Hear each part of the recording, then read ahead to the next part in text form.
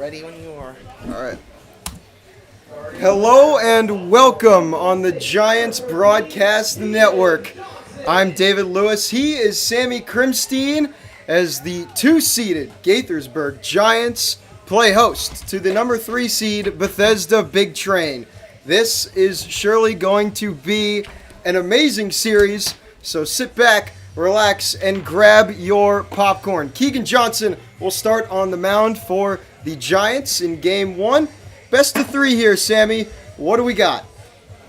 This is a series that I think we have been looking forward to all year. Obviously, there's no guarantee that you play anybody in playoffs, but David, I think you and I can both agree that there was just some sort of feeling, some sense that these two teams were going to come down to it with the season on the line, and here we are, a 3-game set with a trip to the league championship series on the line. You couldn't have written it up any better. The Giants having one of, if not the best seasons in their team history. They won the North Division with over 20 wins, and the Big Train are having a good season, yes, but for Big Train standards, disappointing. This is a program that has won this league 10 times.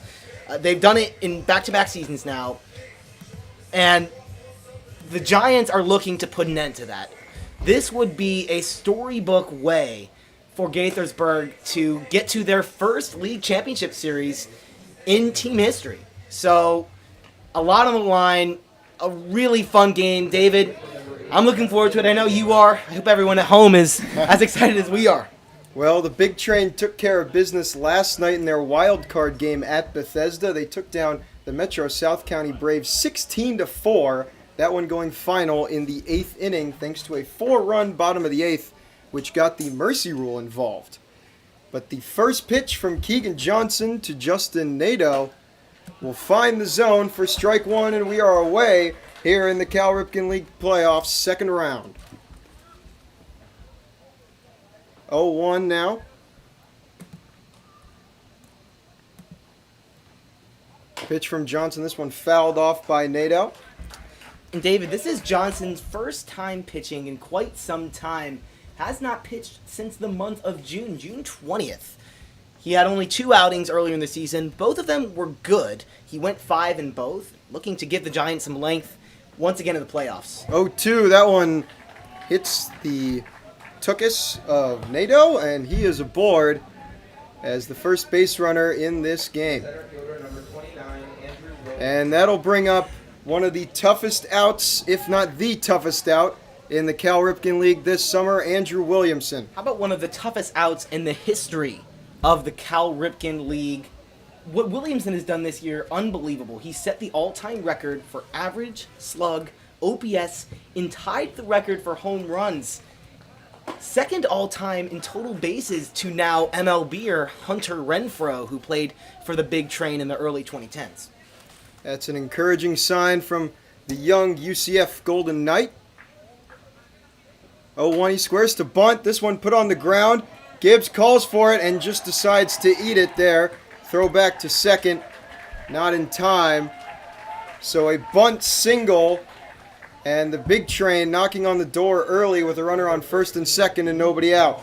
Well, David, for people who know what Sal Colangelo is made of as the manager of the Big Train, that's what it is. That, a bunt with one of the best hitters in Cal Ripken history, that is textbook Sal Colangelo. He's a manager that always keeps you off guard, loves to play small ball. He will be very aggressive on the base path, so expect these Big Train runners to move all over the place on the bases, and you gotta love it. I mean, the Big Train, 2 base runners right off the get-go here, and the 3-hole hitter, Vaughn, who had 3 hits last night, squaring to bunt as well. Yeah, Luke Vaughn scoring to bunt. That pitch missed outside, however. Count goes to 1-0. Vaughn, the University of Alabama Tuscaloosa product, has had himself quite a second half to this season. 1-0, he squares to bunt again, pulls it back. It's a strike anyway, and the count will even at 1-1. Well, yeah, Vaughn joined this team later, but he has been very good. And his best game coming when they needed him most yesterday. He had a double, 2 walks, got on base every single time in their wild card game against the Braves. 1-1, Sheeler playing away, and he squares to bunt, gets this one off. Gibbs fields it, makes the throw to first. Brady Powell covers to get the first out of the inning. Both runners advance. So 2 runners in scoring position for the big train cleanup hitter, Emilio Gonzalez. Emilio Gonzalez, a guy who can certainly drive in some runs. He has been in the middle of this big train order all season long. He was the Cal Ripken Player of the Week in the 5th week of play this season and has really heated up in this second half. First pitch to Gonzalez. He hits this one hard into left field. Under to make the grab is Matthew Best. But the first run of the game goes to the big train. It's Justin Nato, and it's 1-0 Bethesda. Well, we saw it in batting practice. Emilio Gonzalez is a guy who can certainly pull the baseball, but takes pride in his ability to lift it the other way, and that's exactly what he does. Lines it right at the giant left fielder Matthew Best, and it didn't get down for a hit, but it got the job done, and the big train now with a lead over Gaithersburg in the top of the first. Brings up Jaden Bastian. First pitch outside for ball 1. Yeah, that sacrifice fly by Gonzalez left the bat at 95. Look at that. So he hit it the opposite way, but he barreled it up. 1-0 to Bastian. Pitch from Johnson. This one fouled right side out of play. Count will go to 1-1. And something really important for Keegan Johnson and whoever is going to step on the mound for the Giants is keeping the base runners close. You saw he took 2 looks back to second base. Mixing up the looks against this aggressive big train team is going to be huge so they don't run all over you. 1-1. That one finds the zone. Now 1-2. And then Keegan Johnson is 1 pitch away from getting out of this inning. Really nice pitch, breaking ball, and he works it backdoor. Beautiful. Right on the low and away corner. Let's see if he works him back inside here or stays on the outer half. 1-2, 2 out, runner on second. And they say he held up. All the Giants thought he went around. Really close call. Bastian stays alive. Count goes to 2-2. Hey, and let me say, the turnout here at Criswell Automotive Field, electric, playoff atmosphere, it's fun to see. The bleachers just about full here in Gaithersburg. 2-2, 2 out. This one lofted in the air. Right fielder Tyler DiMartino under it. Makes the grab to end the top of the first. The big train take a 1-0 lead, and we'll be right back here on the Giants Broadcast Network.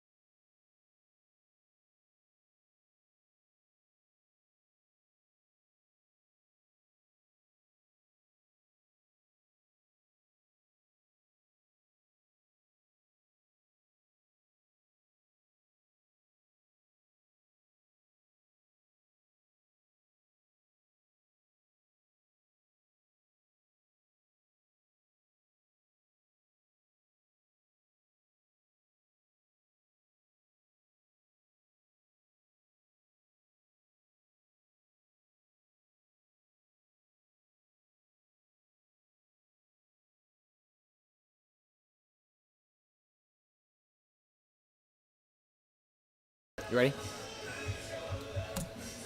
Welcome back on the Giants Broadcast Network. It's an early big train lead. They get one run off of Emilio Gonzalez sacrifice fly. And Evan Smith on the mound for the big train. What are we going to see from him, Sammy? Evan Smith, a guy who is capable of sitting in the low 90s. In games, though, typically sits around 87, 88.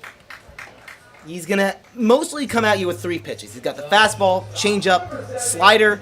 Can give you the slurve, a pitch that is not too popular recently, but expect him to really lean on those three pitches today. And depending on how his fastball's looking, right, that's going to be how the rest of his arsenal shakes out. It all depends on the fastball for Smith. He'll face A.J. Martin. First pitch, Martin fouls back into the fence. And Martin had a 24 regular season game hit streak. Which is technically still in play. I mean, let's not act. I mean, officially, yes, it's over in terms of the record books. 0-1, he fouls this one in the same spot of the fence. He's down 0-2. But look, I think in the Giants books, at least for morale, right? I mean, if he gets a hit tonight, we'll call it an even 25. Which sure would have been the league record.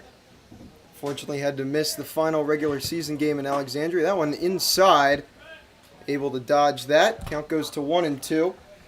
And that fastball from Smith looking lively, up at 90 already. A good sign for the lefty who, when he has his velocity working, that's when he's at his best. 1-2 to Martin. This one hit hard. Right field. Backtracking is Whitaker. And it's off the fence. A.J. Martin on his way to second. And he'll stop there. A leadoff stand-up double for A.J. Martin. And you can call it a 25-game hit streak. I'm calling it a 25-game hit streak. I don't know about you, David. And that's just what A.J. Martin has done all season. So unbelievably consistent. That's 25 consecutive games with a hit. 25. I mean, put in perspective, in the history of Major League Baseball, right? 56, that's the big number. I mean, 25 is an impressive number. A.J. Martin has been really good. And the fact that he's doing it with power, right? Driving that the other way to the fence. 351, our TrackMan distance. Robbins hits this one hard into left center field. That's down. Martin being waved home. The throw is cut off. And it's a tie game here in the bottom of the first. Aiden Robbins doing what he does best with another RBI. And that is why you put A.J. Martin and Aiden Robbins at the top of your order. They're two guys who are very aggressive. You saw A.J. Martin swung at the very first pitch of the game, and that RBI single on the very first pitch to Aiden Robbins. Two guys who swing early in the count, and that is how you take the morale out of a team that just got a run on you. Put two aggressive hitters who have been hitting well all season at the top of the order, and the Giants right back in things. That pitch upstairs on Danny Sheeler. And I was just about to say, A.J. Martin getting into scoring position immediately for Aiden Robbins is something that'll bring a smile to Giants fans, and Robbins makes Evan Smith pay. Smith checks on Robbins at first. He's back in time. And every single strike Smith has thrown, the Giants have not only swung on but made contact with. It was 2 foul balls to Martin before he hit his double, and then the first pitch in the zone to Robbins, he made him pay. That one, Sheeler can't catch up to. It's now 1-1. That's one of the things that distinguishes the Giants, this year's Giants from last year's. They have an identity, and that identity has really become swinging early in counts, coming back resiliency. And having an identity as a ball club is huge, very important. 1-1 misses outside, now 2-1. And Evan Smith's last start against the Giants, it was that first inning where he threw 26 pitches, and that's why he only threw 3 innings. It was a pretty good start for Smith. Another check on first base, that one not in time. But 26 pitch first inning limited Smith in that outing against the Giants to just 3 innings of work. 2-1 now to Danny Sheeler. Pitch on the way, that one upstairs, now 3-1. Danny Sheeler hasn't had as many at-bats as a lot of these Giants, has been in and out of the lineup, in and out of the dugout, but when he has been with this team, he's been one of the most consistent and productive hitters. 3-1, he hits this one high in the air, center field. Williamson tracking it under it to make the grab, and that is the first out of the bottom of the first inning. And that's a pitch that he might like to get back. Center cut fastball, he gets a tad under it. That'll bring up Brendan Kleiman, a returner from last year's Giants. Transferred from Frederick Community College to Eastern Michigan last summer, and at Eastern Michigan he hit over 350. First pitch, Kleiman, check swing, didn't go. Count goes to 1-0. Yeah, Kleiman, what he did at Eastern Michigan, the development that he received here in Gaithersburg is something that the Giants take a lot of pride in, and he's another guy who hasn't played a ton with the team this summer, but when he's been here, he's been good. Swing and a miss there from Kleiman. Couldn't quite make a decision on if he wanted to go. Late decision doesn't pay off. Count goes to 1-1.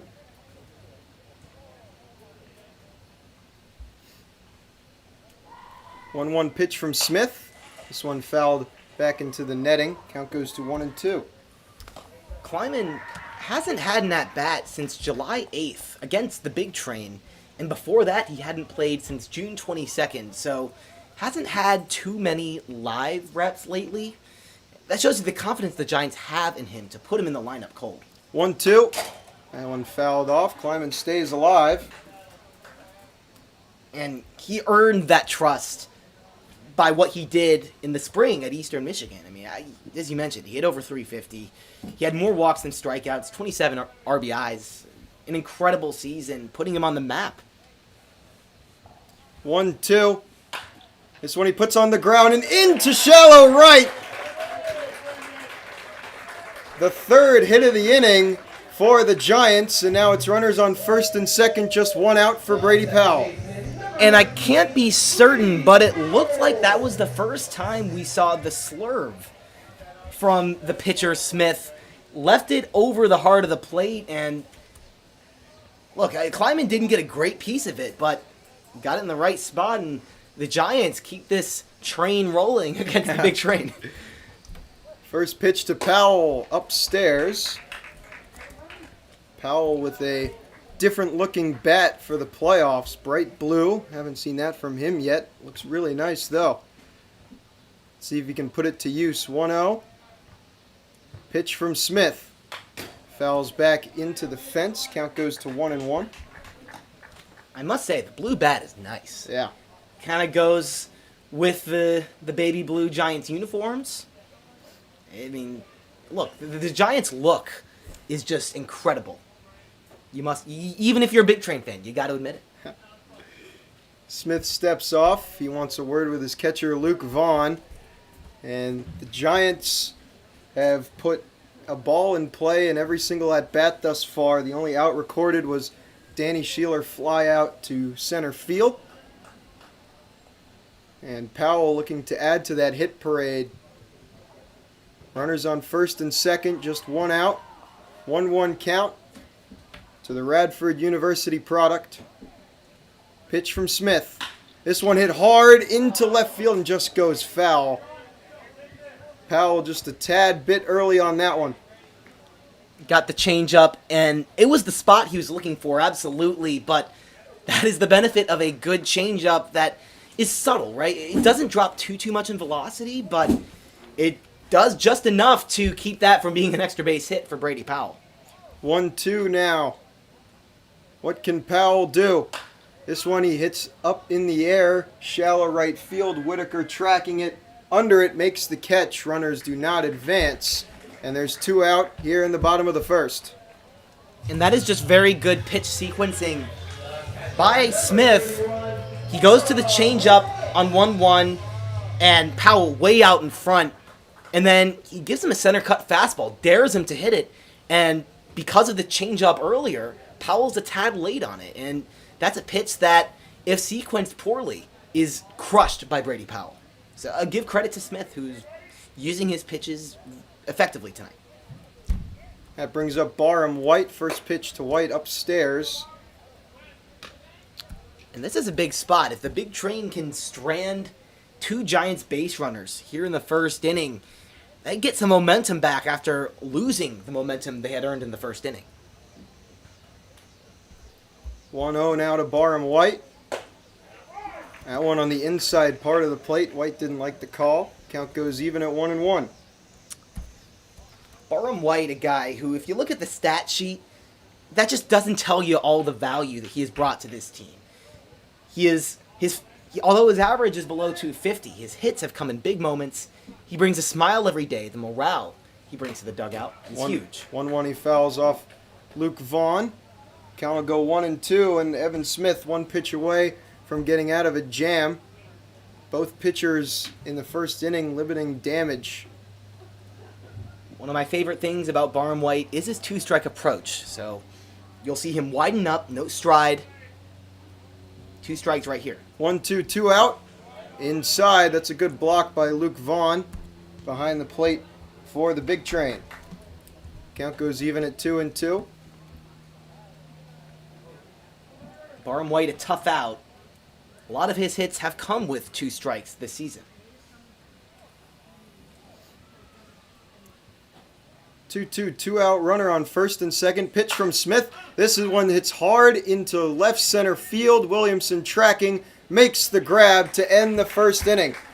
The Giants respond with a run of their own, and it's 1-1 as we head to the second inning. We'll step away here on the Giants Broadcast Network.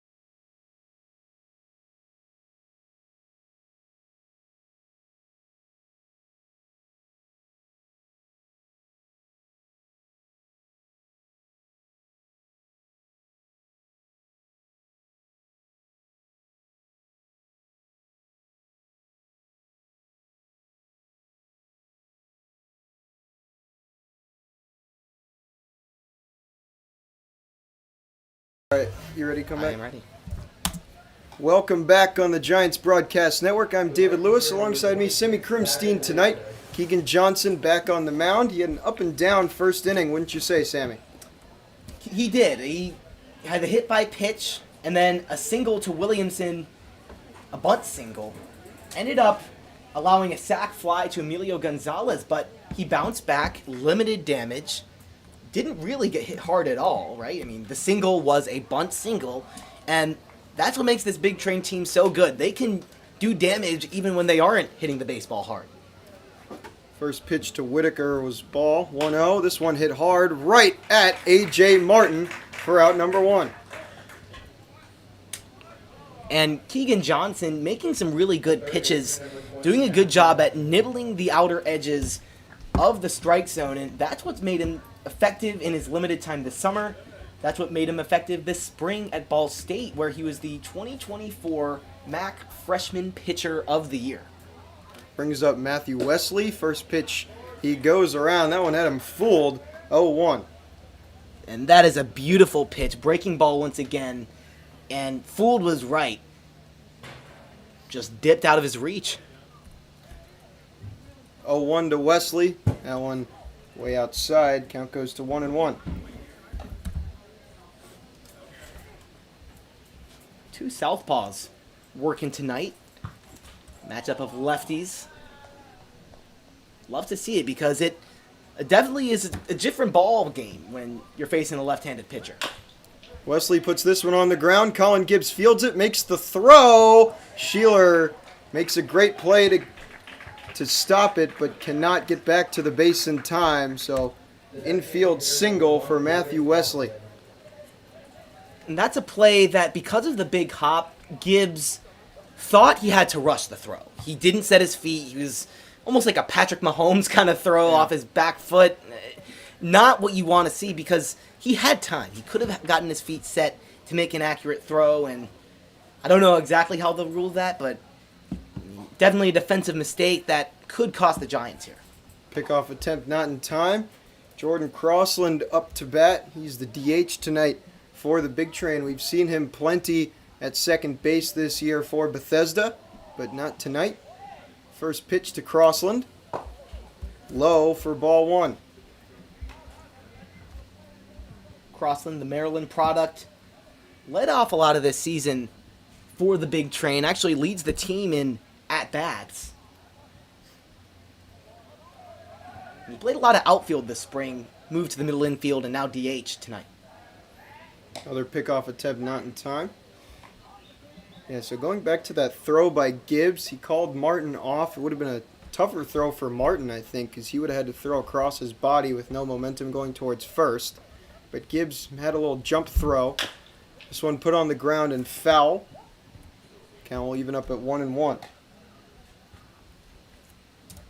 But it was a great job by Danny Sheeler to catch that high throw and make sure Matt Wesley just stayed at first base and didn't pick up an extra 90 feet.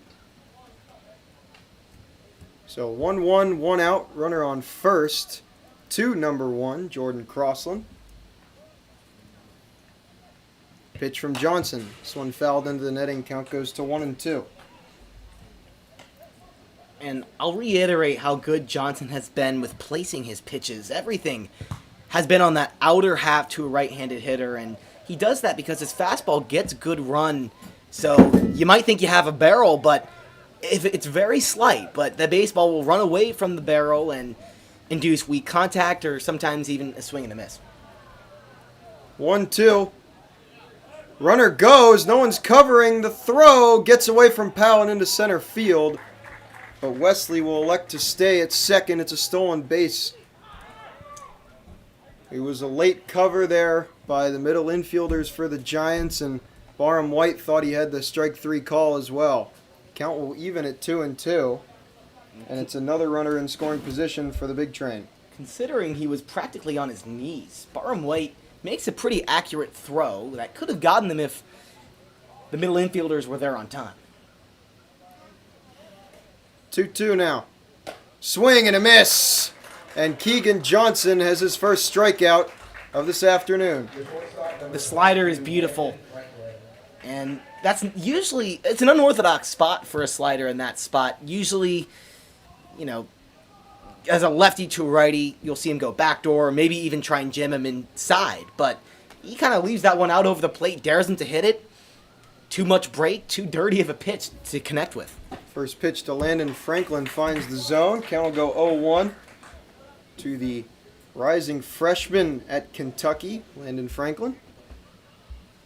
Hasn't played too much this summer. Had a pinch hit double last night against the Braves. 0-1 to Franklin. This one put on the ground to Colin Gibson. That gets into left field. Being sent home is Wesley. The throw is not in time, and it's offline. And the Big Train retake the lead, now 2-1. Well, so far, it's just been trading punches for these two ball clubs. And the Big Train have yet to really hit the ball too hard in this game. They're just having good situational hitting and getting base runners any way they can. And as I mentioned, that's how they beat you, and that's why it's so frustrating to play this team, not just this year, but any year when Sal Colangelo's the manager, because that is what they do. They beat you in weird ways. That pitch finds the zone on Justin Nadeau.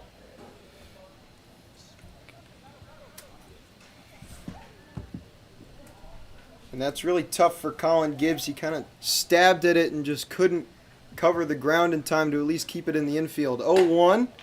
Misses upstairs. Barham White set up on the outside part of the plate there. And a bit of a different approach now for Keegan Johnson. A lot of righties in this big train lineup, but now having to face a lefty. 1-1. Check swing called strike anyway. Count will go 1-2. And you can't have anything too close to the strike zone here. You don't want to risk any damage, despite it being the bottom of the order. 1-2. This one fouled left side out of play. And that's a good pitch. Tries to go upstairs with the fastball. Maybe wanted that a little higher to try and really get a chase. That one does find the strike zone, but no matter what, a good pitch. One of the harder fastballs he's thrown today at 90. Count remains 1-2. 2 out here in the top of the second. Pitch from Johnson. Upstairs. Count will go to 2-2.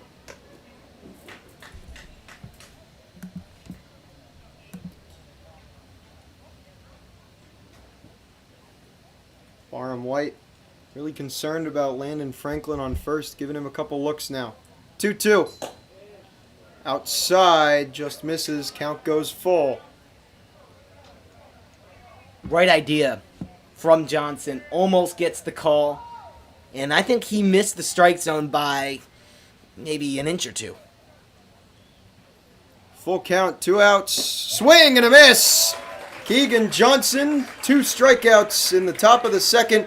But the big train respond with another run. It's now 2-1 Bethesda. And we'll step away here on the Giants Broadcast Network.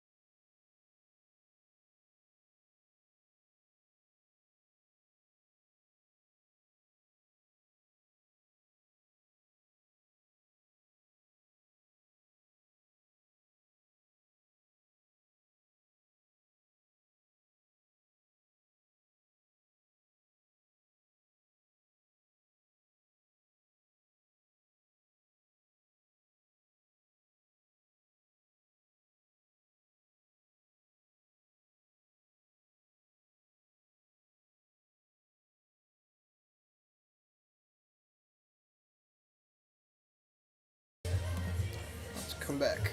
Yep. Welcome back on the Giants Broadcast Network. It's 2-1 Bethesda as we enter the bottom of the second inning here at a sunny Criswell Automotive Field. Tyler DiMartino leading off for the Giants. And in the bottom of the first inning, all 6 Giants that came up to bat put the ball in play. So wouldn't you say, Sammy, that's an encouraging sign? Absolutely an encouraging sign, and they were lifting it into the outfield, maybe getting under it at times. DiMartino puts this one on the ground, fielded by the shortstop, Landon Franklin, who makes the throw in time for out number 1. Well, there's the Giants' identity once again. Aggressive early in the count, and while it helps them quite a lot, it does sometimes hurt you as you want to watch, letting these pitchers get through quick innings. So after DiMartino gets out on the first pitch, let's see if Best maybe takes a little more patient right here. Best will swing and miss at the first pitch, of course, as you say that. Count will go to 0-1. Best the UMBC retriever. 0-1. Check swing, called strike anyway. Count goes 0-2. And after a shaky first inning, Smith going right back at these Giants, kind of reminiscent of his last outing against this team. 0-2 now to Best. Best fouls this one into the netting. They'll stay alive.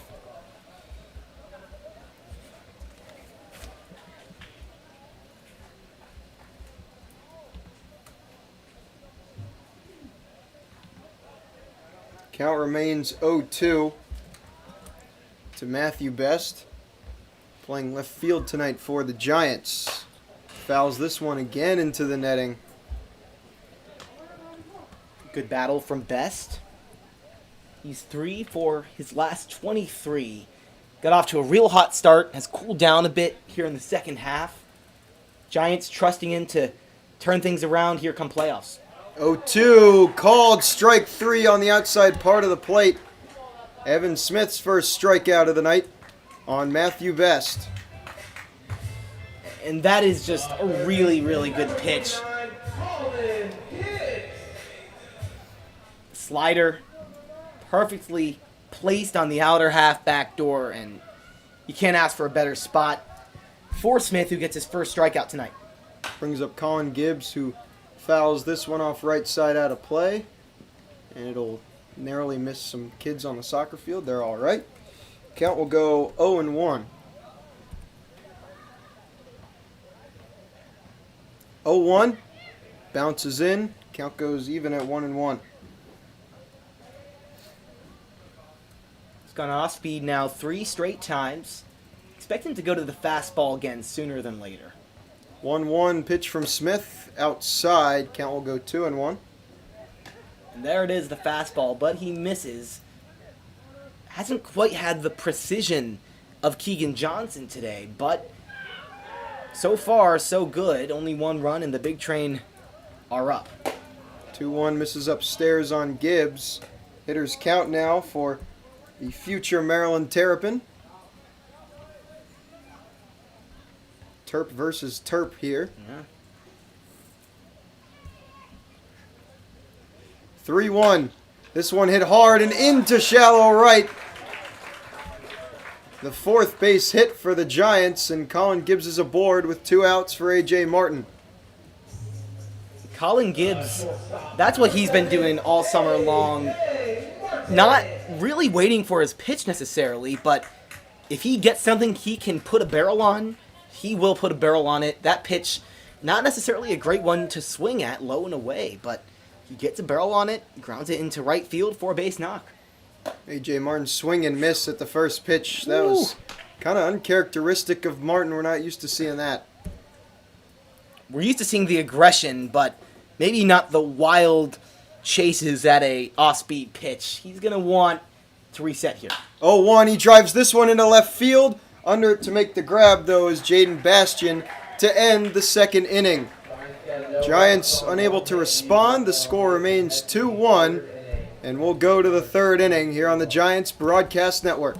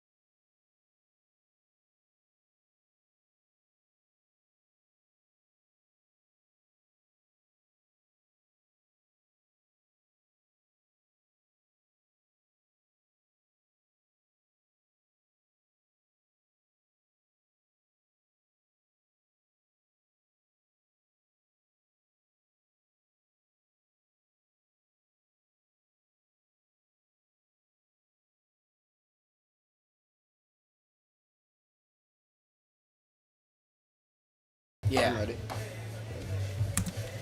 Welcome back on the Giants Broadcast Network. I'm David Lewis. Alongside me, Sammy Krimstein. Number 29, Andrew Williams. Evan Smith for the starter for the Big Train, having some, I'd say, reflective moments of his last start against the Giants. Had a tough first inning, able to bounce back in the bottom of the second.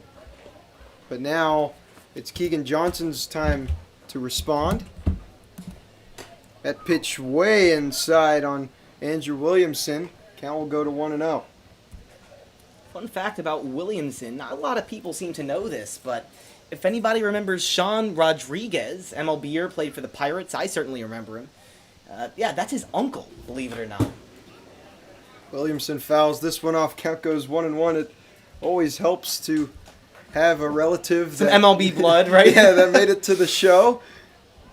Yeah, Sean, I remember he was a long-time Pittsburgh Pirate, and just a good utility guy, if I'm remembering correctly. 1-1, swing and a miss by Williamson. Count goes to 1-2. And this is the last guy in the league you want to face leading off an inning, but if you can get past him, man, will that feel good for the pitcher Keegan Johnson. 1-2 to Williamson. Strike three called. Great pitch from Keegan Johnson for his third strikeout of his start. Number 13, Luke Vaughn. And that's uncharacteristic of Williamson, who just gets frozen by the fastball on the outer half of the plate. Keegan Johnson continues to do good work, and he's given up 2 runs, but you feel like he's really in control and composed out there. First pitch to Luke Vaughn finds the zone. Count goes 0-1. And Sammy, I was going to say, I think Andrew Williamson leading off an inning is probably the best place you want to face him because there's no one on the base paths. I mean, Yeah, absolutely. that's just how good he is. 0-1 to Vaughn. Finds the zone again, now 0-2. And Keegan Johnson pitching with a little more fire in the third inning here. Yeah, hitting that 90 mark on the radar gun a few times. 0-2 to the Big Train backstop. This one put on the ground to Brady Powell, who fields it and will make the easy throw for out number 2. The first baseman, number 45, Emilio Gonzalez. If you think of the strike zone, it's divided into 9 boxes, and the one you really want to avoid is that one in the middle. Keegan Johnson has been excellent at avoiding the middle box of the strike zone. He has been all around the edges every single pitch, and that's why he was so good. Just good stuff, but great command. First pitch to Emilio Gonzalez. Misses just outside. Gonzalez broke the game open scoring-wise with an RBI sac fly in the first inning.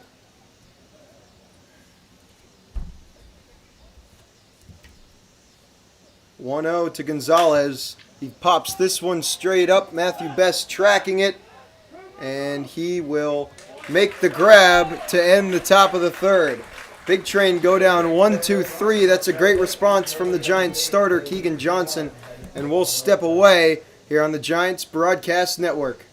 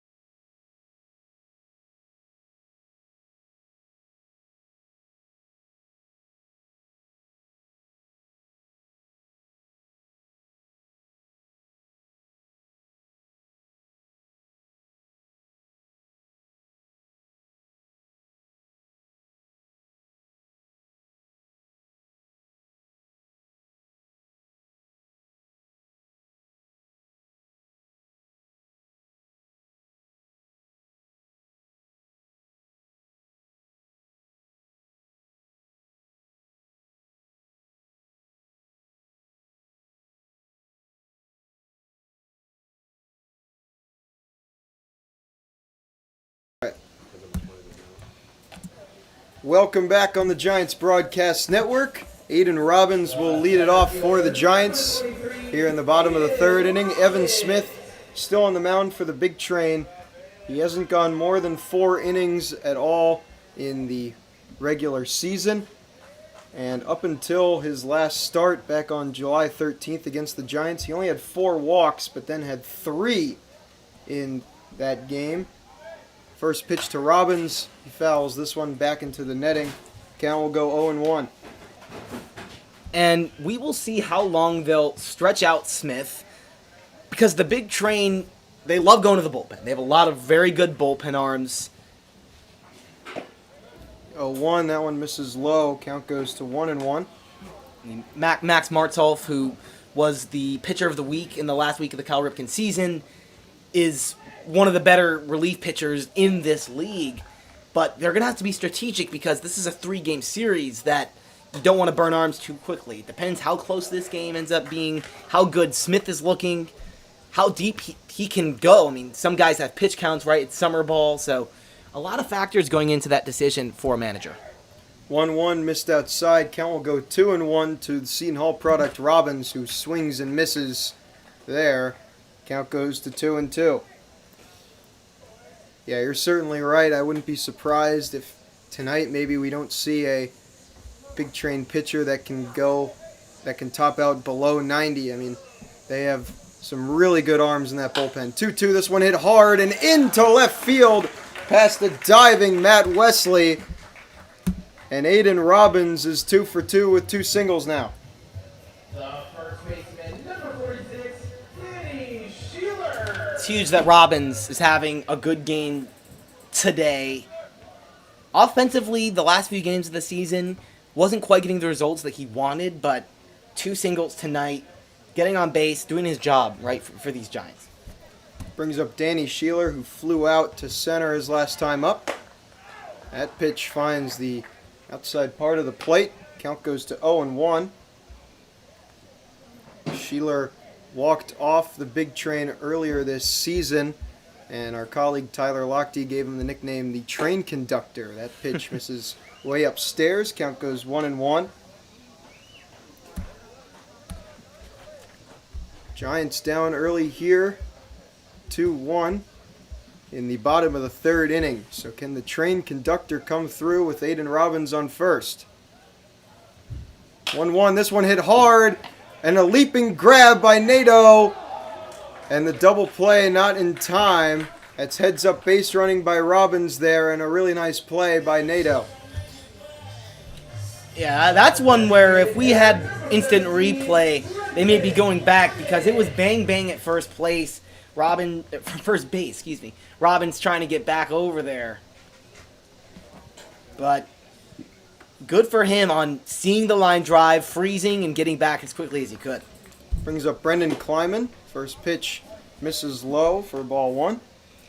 Yeah, Justin Nato, I think if he had caught that one with his feet on the ground, probably would have had a better chance at making the play, but had a little jump.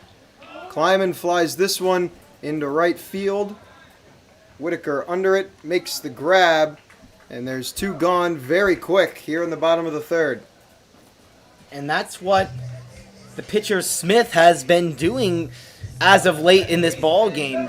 Attacking, getting quick outs, taking advantage of the fact that, hey, these Giants will swing early in the count.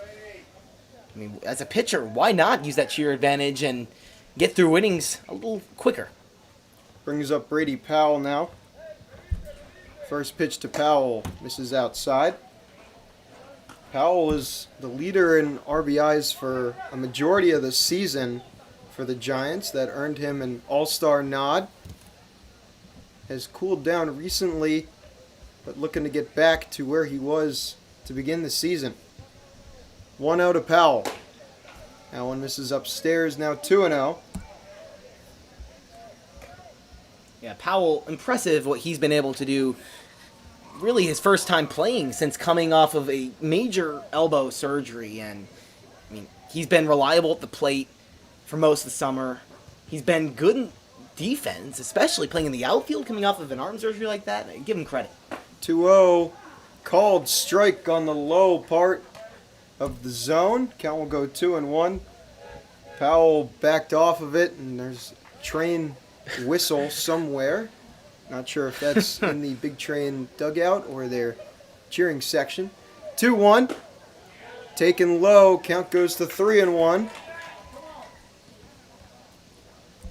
And Powell doing a good job at seeing what Smith's got. Smith's done a really good job thus far of filling up the strike zone and letting his defense get the outs for him.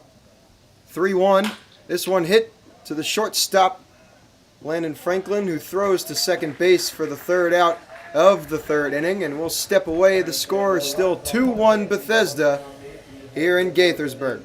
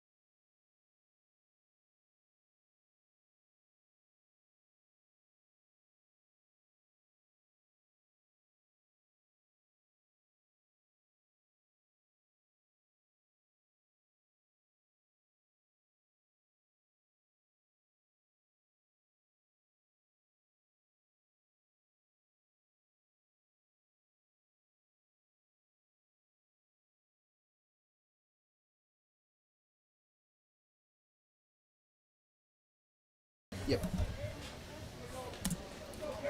Welcome back on the Giants Broadcast Network. I'm David Lewis. Alongside me, Sammy Krimstein tonight.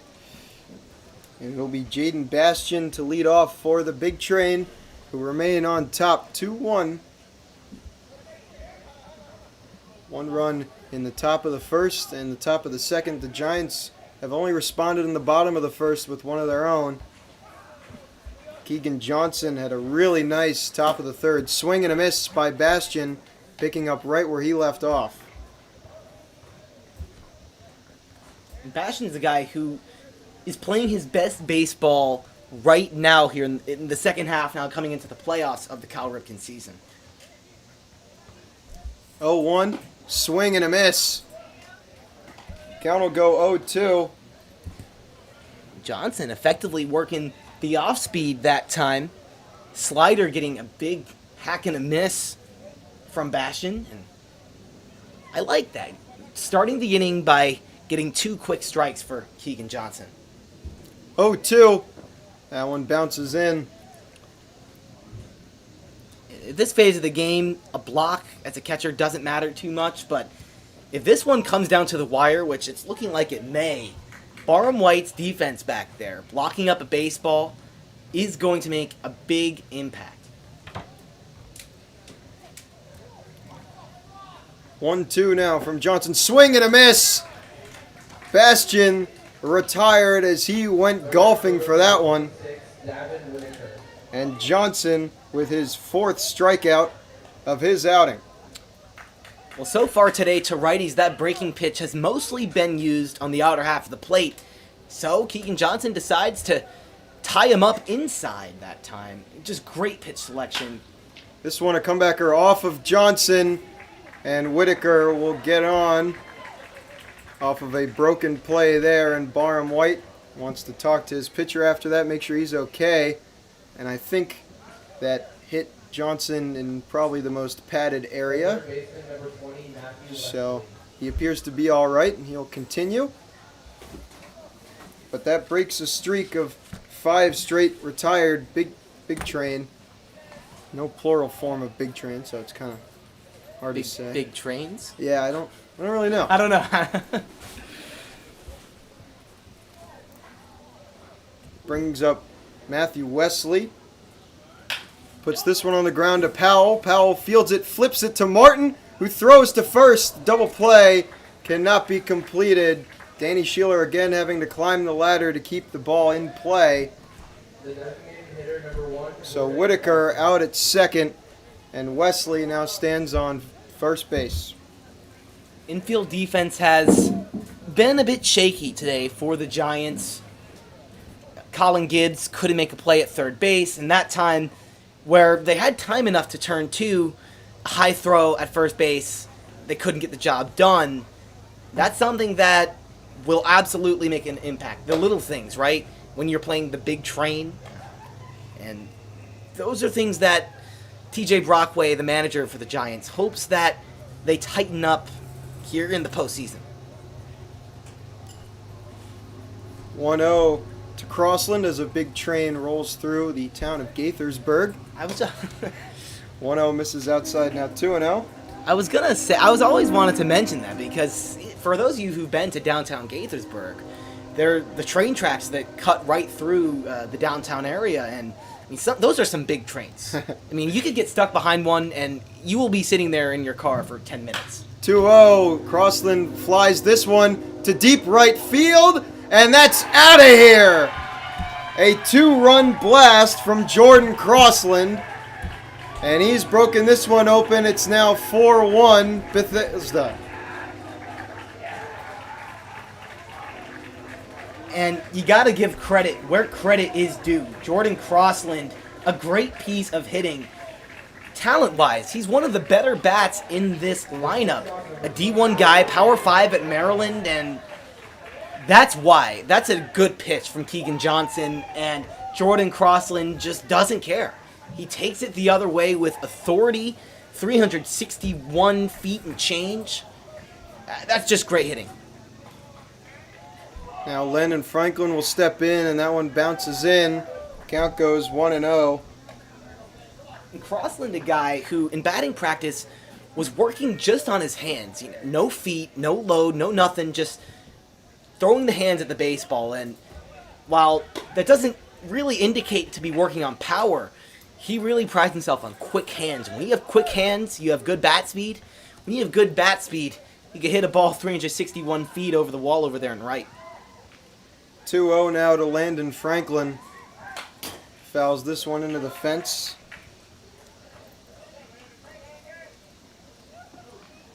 Important for Johnson to get back in this zone. 2 balls after the home run, two misses, but that time he gives one over the middle of the plate, and that's good. Just making sure that everything was set and in the strike zone.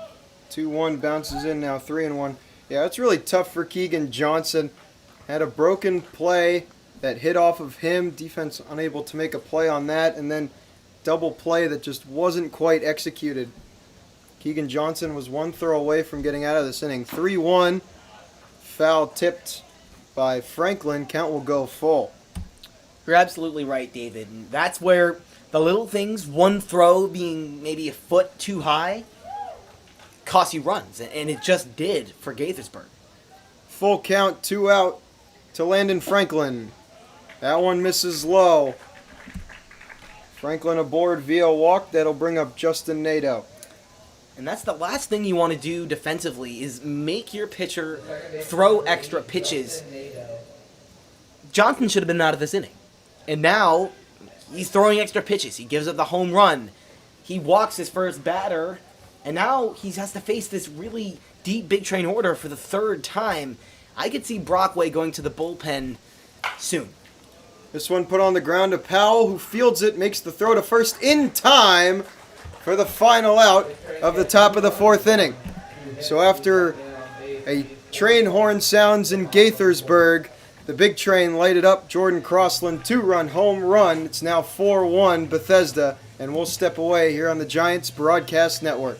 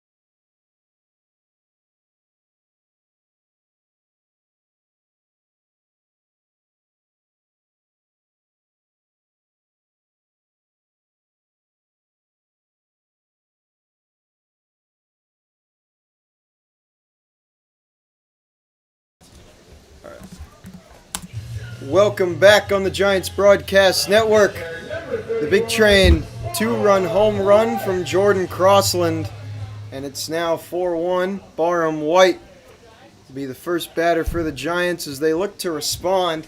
They're still out hitting the big train, 5-4. First pitch to Barham White. Foul tips this one into Luke Vaughn. And so far, this hasn't been an issue of the Giants being a worse baseball team. In fact, I think in a lot of ways they have played better. I think Keegan Johnson has been the better pitcher tonight. I think the Giants have hit the ball better tonight. But winning baseball games isn't about those things. It's about doing all of those little things right. A few missed throws, just a walk, right?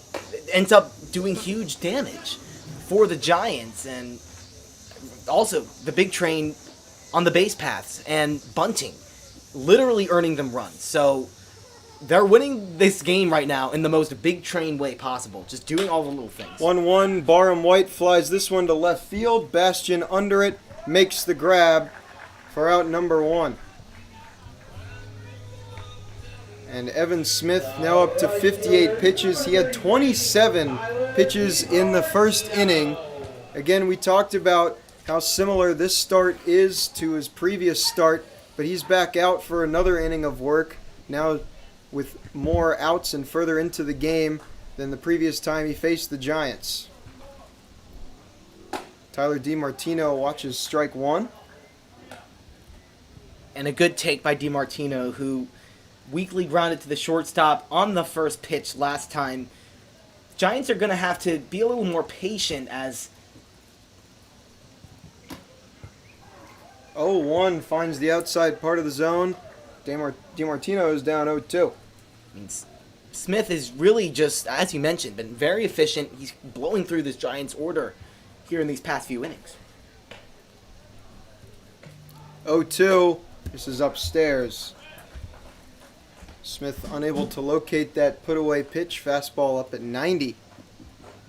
We talked about how he still hasn't been able to locate that fastball, Sammy. I mean, other than that, Smith has had a really good start here for the big train. 1-2. Bounces in. Now a count will go 2-2. I mean, Smith has been very good. He's given up some big hits. He's given up some big contact, but he's mitigated the damage. He's pitched around base runners with traffic, and he's really just been pounding the zone. No walks. Not a lot of hitters has even gotten to 3 balls for the Giants. 2-2. Misses outside. Count goes full.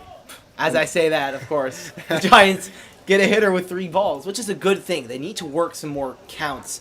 That's something that when this team is hitting well, they're doing more of than they've done today. Full count, 1 out. Here in the bottom of the 4th. DiMartino hits this one straight back up the middle. Williamson makes the grab on the run. Williamson had a really good read on that one, and DiMartino feels robbed. How about that? The best hitter in the league, also making plays on defense, potentially robbing DiMartino of a base hit. What can't Andrew Williamson do? That brings up Matthew Best, who struck out his first time up. First pitch finds the zone. Count goes 0-1. Best was actually the only out recorded where the ball was not put in play for Evan Smith.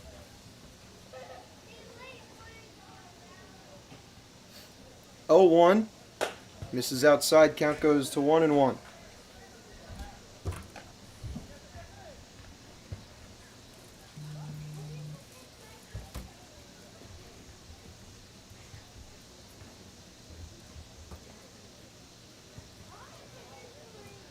One, 2 out.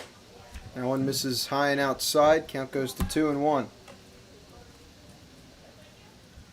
And for Best, I mean, early in this season, he had a spark. It was in the 19-1 game against the DC Grays where he scored 5 of those 19 runs. There's a day. Yeah. He's looking to have something similar to that here tonight. 2-1. Swing and a miss there. Count will go to 2-2. It's like one of those the have a day posts the NFL used to make, right? Yeah. I mean, 5 runs would certainly earn you one of those. Of course, if we're talking about baseball, right? Yeah. Evan Smith 1 pitch away from getting through 4. 2-2. Best fights this one off. He stays alive for another pitch.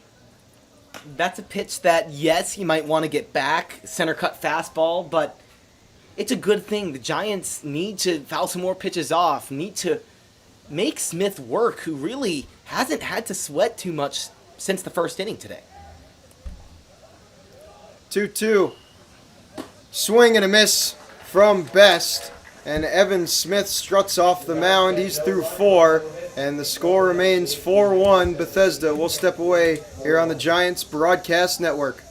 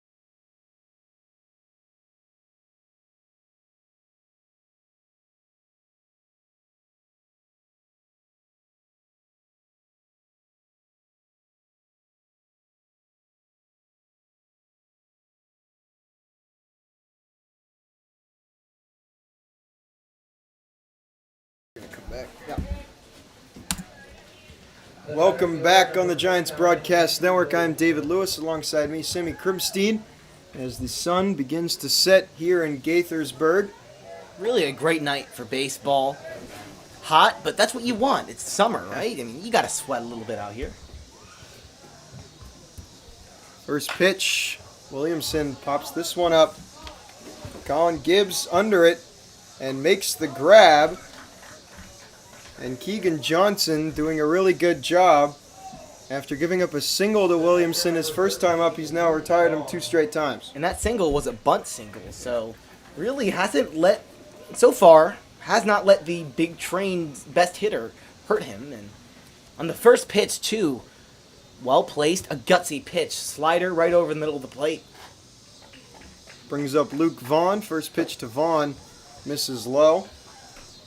And I like that Johnson has kept his confidence out there, because these 4 runs, while yes, he gave up the home run and he gave up a few hard pieces here and again. This one fouled off left side out of play. Count goes to 1-1. I mean, Johnson has been pretty good for these Giants. I mean, you can't complain too much with what he's done. He's kept the bigger big train hitters at bay. He's been good with locating his pitches. Just a few unlucky breaks for him. 1-1. That one just misses outside. Right idea with that pitch. Just missed his spot with the slider on the outer half of the plate. 2-1 now to Luke Vaughn. That one misses way outside. Count will go to 3-1.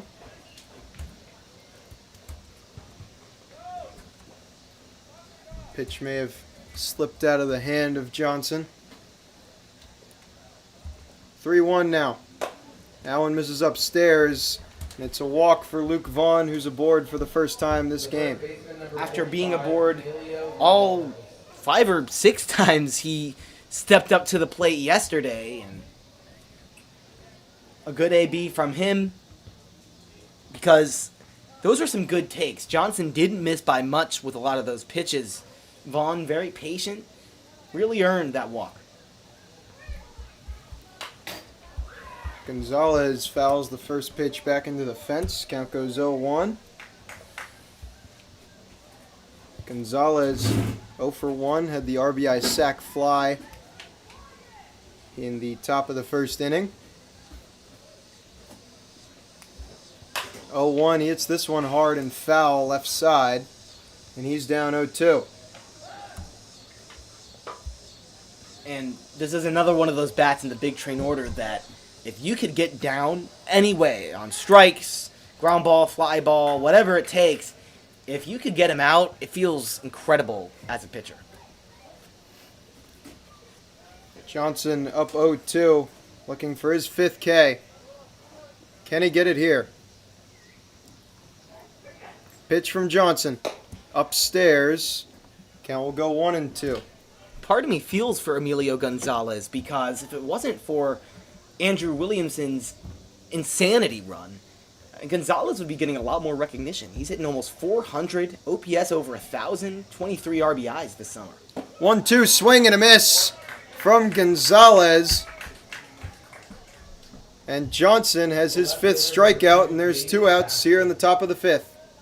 And that breaking ball, just a sword pitch. Something Johnson feels confident in being able to induce chases, and he got a big chase that time. Gonzalez thought he had it. His eyes lit up, right? Low fastball? Nope. That's a slider, and a big swing and a miss. First pitch to Bastian just misses low. Count will go 1-0. Bastian struck out his last time, swinging. I believe it was a chase as well.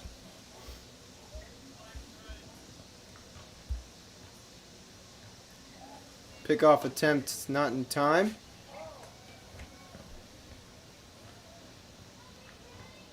Both Keegan Johnson and Barham White behind the plate keeping a very watchful eye on Luke Vaughn on first base. 1-0. This one hit hard, right field, tailing foul, and it will get out of play, fortunately, for the Giants. Oh yeah, that one traveled 325, we'll call it 326 feet in the air. Got a really good piece of that pitch, and Big Train doing a good job at taking the ball the other way against a pitcher who likes to keep it on the outer half. 1-1 now to Jaden Bastian. That one bounces in. Good block by Barham White. Luke Vaughn stays at first base. Count goes to 2-1. For a pitcher like Johnson, who loves to go low with his breaking ball, a catcher like White is perfect, who's so good at blocking up the baseball, really puts his body on the line. 2-1. This one hit on the ground and hard into center field. Luke Vaughn rounds second, will elect to stay there.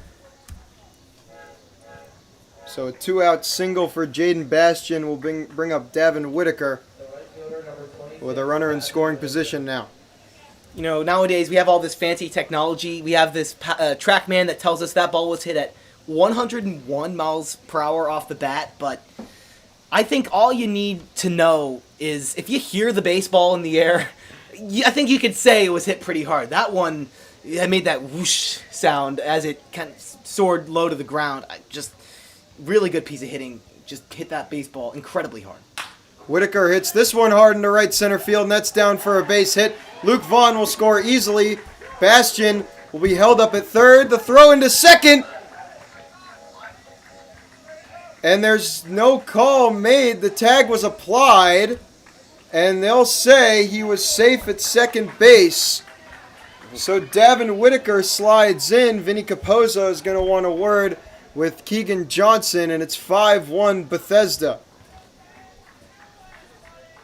And the precision that Johnson has had starting to falter a little bit as his pitch count rises, leaving some more pitches out over the plate, and we could see the Big Train really taking advantage. Bastian hitting one a one off the bat, and then Whitaker that time getting one hard over 80 miles an hour off the bat. And Capozzo has been incredible this season for the Giants. Of course, he's the Giants pitching coach, and we've dubbed this thing in the Giants booth the Capozzo effect, because we feel like whenever he goes out there and talks to his pitcher, the pitcher responds and delivers. That's the sign, the tell of a really good coach, someone who could go out there, settle someone down, and you see the results change immediately. Capozzo, we were talking off the air about this, he's just a baseball wizard. Yeah. Everything he knows about pitching and the composure he brings to that Giants dugout. He's such a valuable asset. Someone that I think everyone in the Giants realm really, really appreciates. And Johnson appreciates that, and hopefully he can see the Capozza effect do some good on him right here. That'll bring up Matthew Wesley. First pitch to Wesley bounces in. Count goes 1-0. And it was a really good throw by right fielder Tyler DiMartino to make it a close play at second. I'm really curious as to why there wasn't a definitive call from the umpires as to whether Whitaker was tagged out or safe at second. 1-0 to Wesley, misses now 2-0. It was a really close play. Yeah. And Jaden Bastian elected to stay at third after the throw into second. So just one run on that double. This one hit hard back up the middle, and that one's through. Whitaker on his horse to score, and it's now 7-1 Bethesda.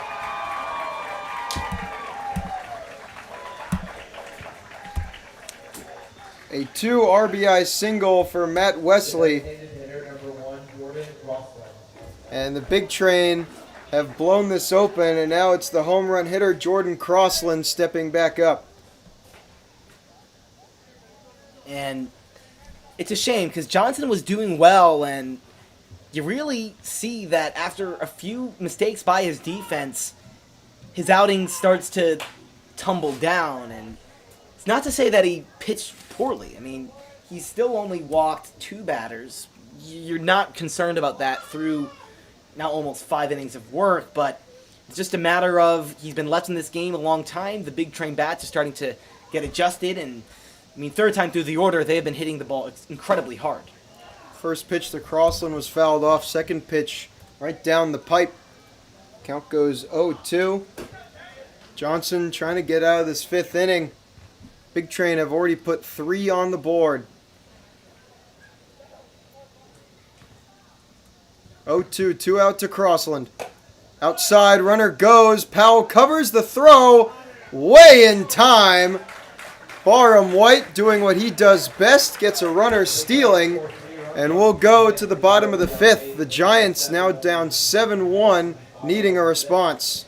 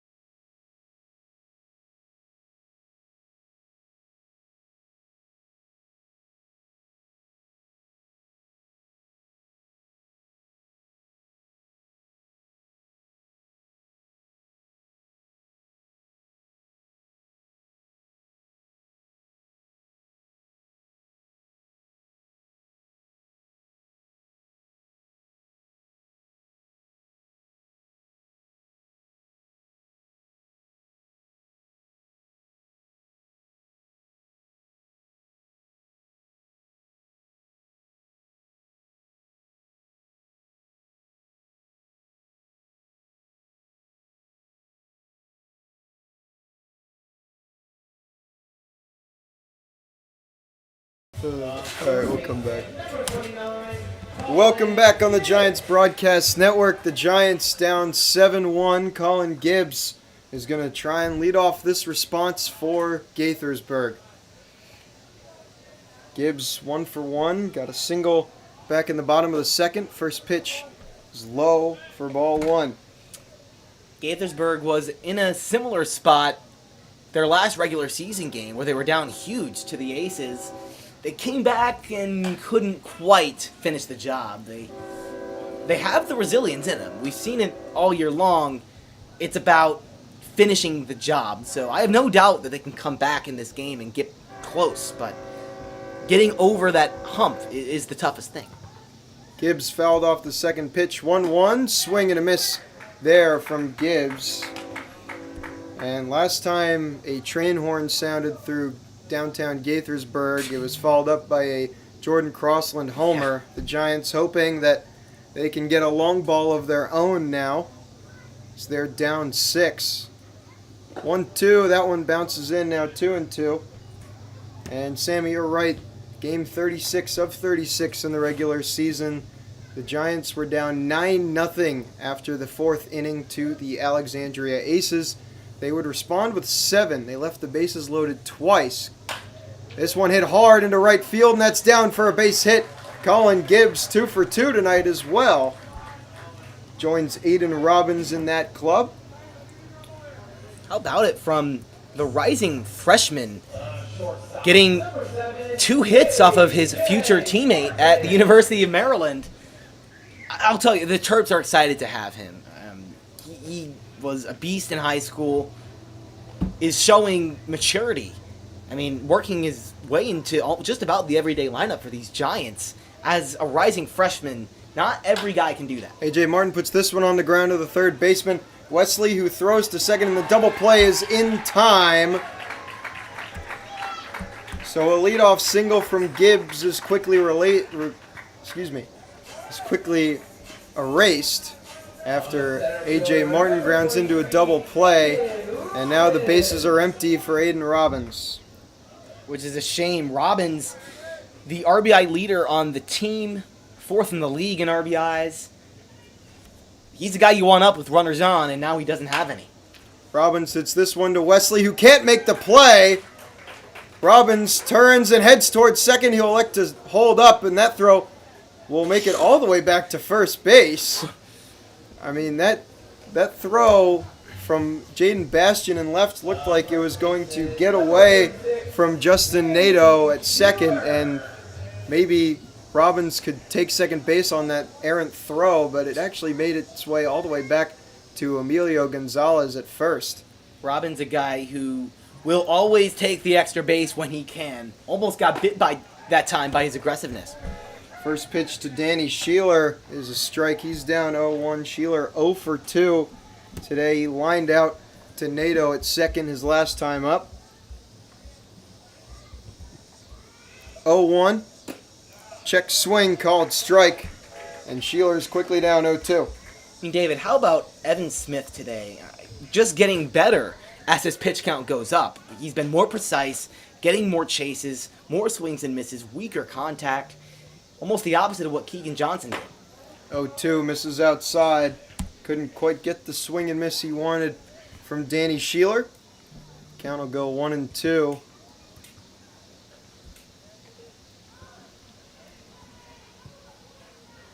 Pitch to Sheeler, swing and a miss. And Evan Smith not only has a season-long outing, but he's through 5, giving up just 1 run. It's still 7-1 Bethesda, and we'll step away here on the Giants Broadcast Network.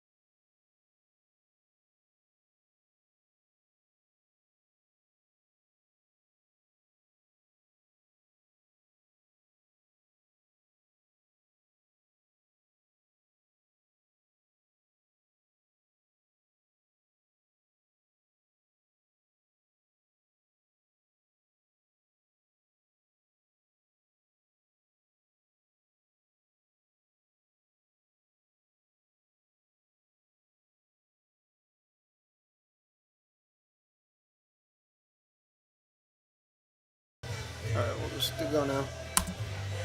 Welcome back on the Giants Broadcast Network. And the Giants going to the bullpen. It's Hank Lippman, the William and Mary product, out on the mound.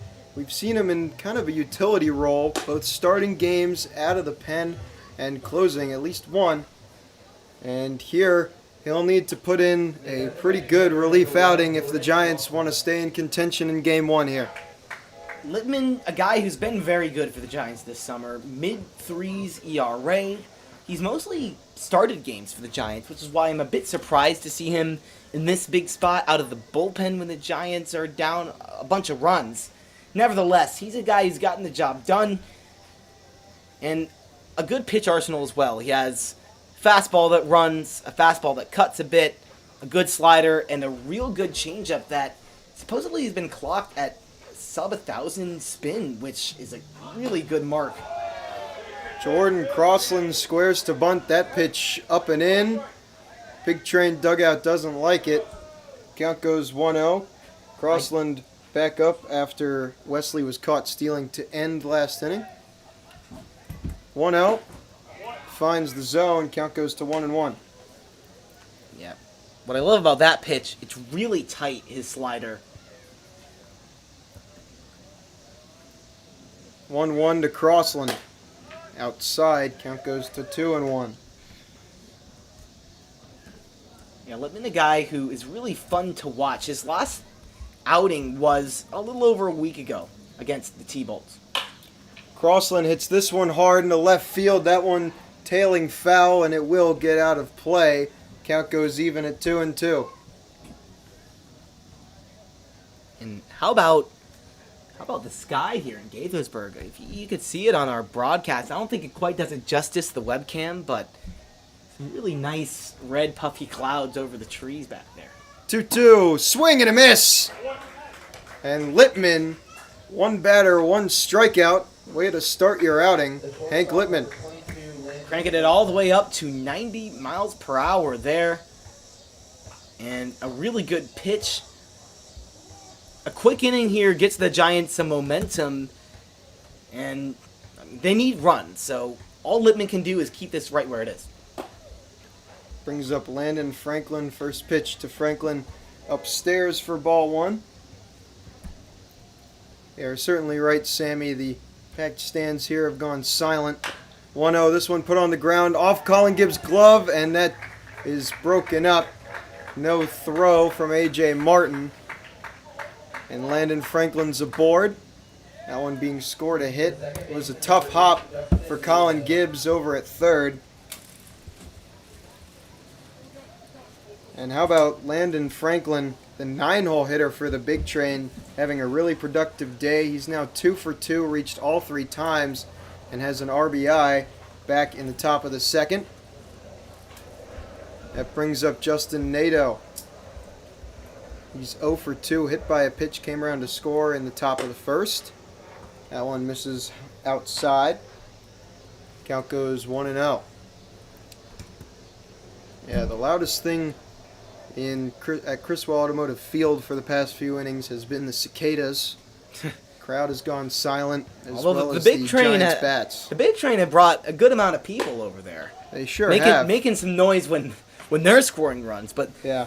As far as the home crowd goes, not too much to cheer about, really, since the first inning. 2-0 now to Nadeau. Yeah, you're right, Sammy. I think the Big Train brought a lot of their interns. I would say at least half, if not more, and they have a pretty sizable intern population. That pitch inside. Nadeau doesn't like the call. Count goes to 2-1.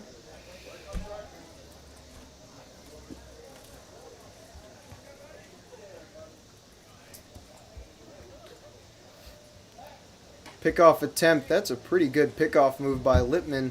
It's been a while since I've seen it put on display there.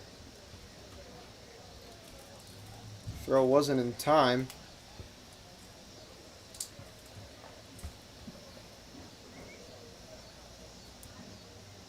(2-1) Lippman delivers. That one way outside.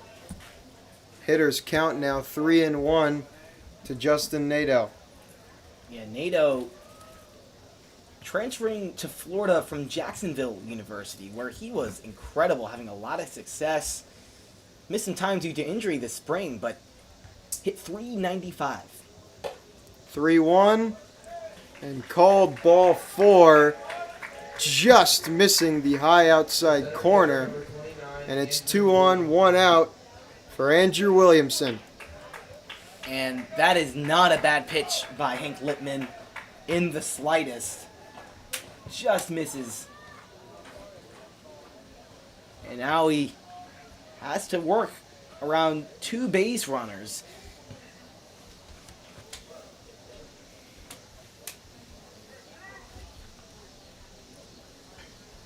First pitch to Williamson.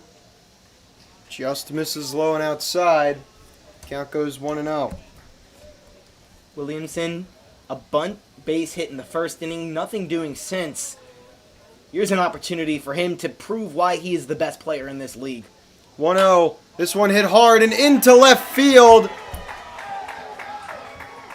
Scoring is Landon Franklin, and holding at second base is Justin Nadeau, and it's 8-1 Bethesda. A.J. Martin, the shortstop for the Giants, was screened by Landon Franklin. That's just a good job by Franklin. And the Big Train looking to break this one open. Again, they won their wild card game last night against the Braves 16-4. And now they've put on 8 runs in just the top of the 6th inning. Yeah, and that's just a really good piece of hitting. Hit it hard the other way, and the Big Train just keep it coming, even with a new pitcher into the game. Brings up Luke Vaughn. First pitch to Vaughn. Finds the zone.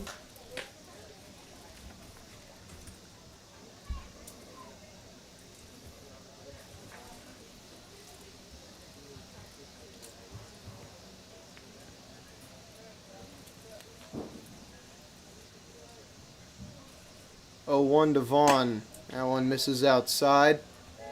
Count goes to 1-1.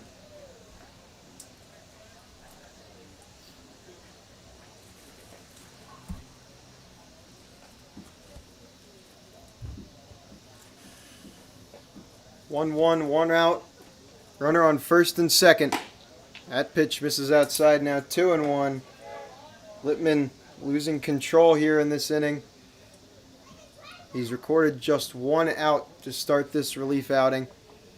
And it was the first batter of the inning where he looked really good. Got Crossland, who hit a home run his last at-bat in quick fashion. And then I don't know how they're ruling it, but maybe an error, maybe a hit.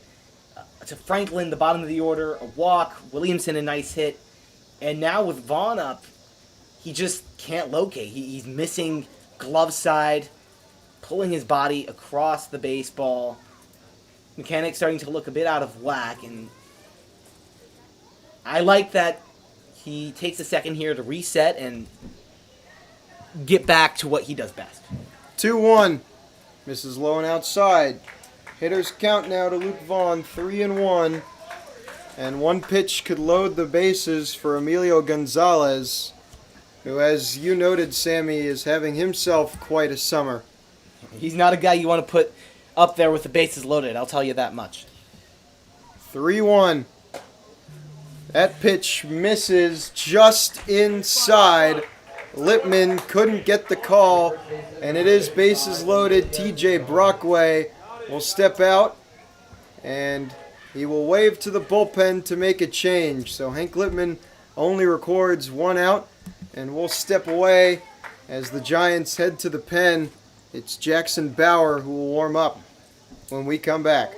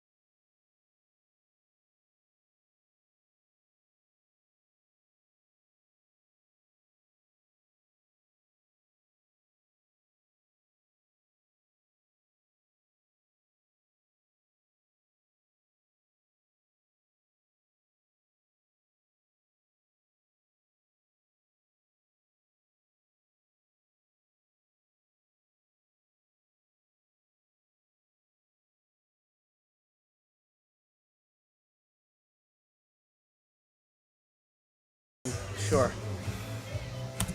Welcome back on the Giants Broadcast Network. Jackson Bauer, the newly committed Hofstra Pride, will come on and replace Hank Lippman, who could only get one out. It was a strikeout to Jordan Crossland to start the top of the 6th inning. Since then, he allowed 1 run on an RBI single to Andrew Williamson, and the bases are loaded for Emilio Gonzalez. Tough ask for Jackson Bauer.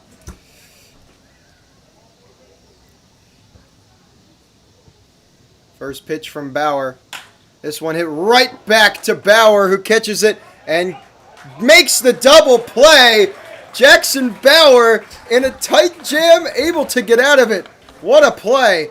And we'll step away. And the score now 8-1 Bethesda. The Giants looking to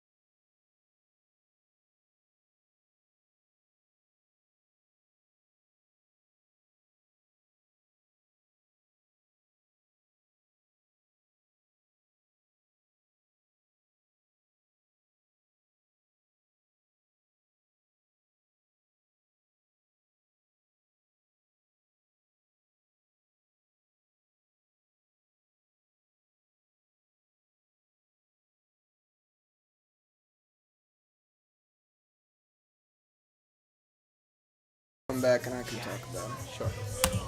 Welcome back on the Giants Broadcast Network. The big train, go to the pen. It's Trevor Orth, who some of the Giants fans and Big Train fans might remember took the summer off to work and was the concessions manager for the Big Train before they needed relief pitching to eat up some innings late in the season. He made his Cal Ripken debut last year with the Braves, but this year, again, taking summer off, making his debut with the Big Train back on July 13th against the Giants, where he was the best pitcher in that game for the Big Train. 2 innings, scoreless, hitless, 3 strikeouts, the minimum batters faced. He actually went to South County High School, where the South County Braves play baseball. So, very familiar with that field, I'm sure. And Brendan Kleiman will be first up. First pitch finds the zone. And if there's someone that the Big Train faithful are going to get fired up about, it's Trevor Orth. It's just a feel-good story. 0-1. Pitch to Kleiman. Called strike 2. And like I said, that 12-5 Giants win back on July 13th, Orth was the best pitcher that night for the Big Train. 0-2. This one hit on the ground. Matt Wesley can't make the play. He bobbles it, still makes the throw in time. Brendan Kleiman struggled out of the box. Not sure if he tripped himself up there. but unable to reach on first base on the Matt Wesley bobble. And there's one gone here in the bottom of the 6th.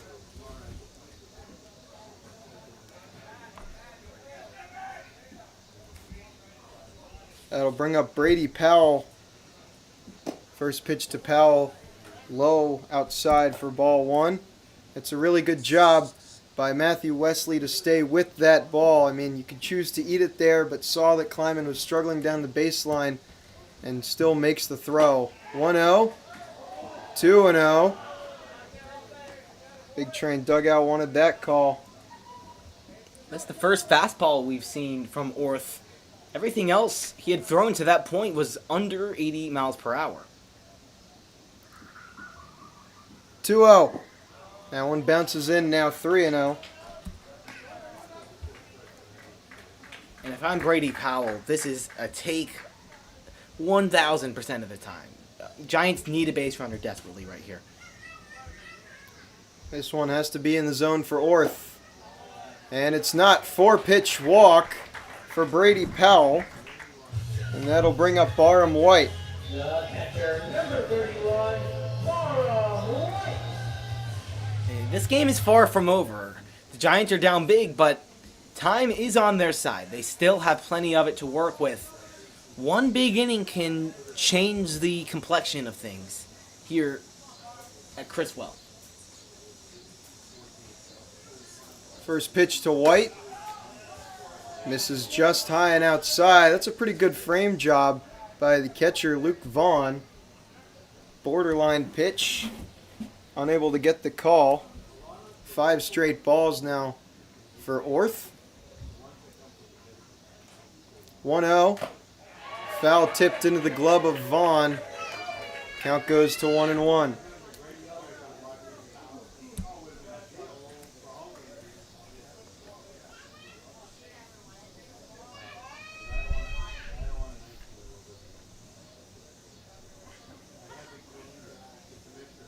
One.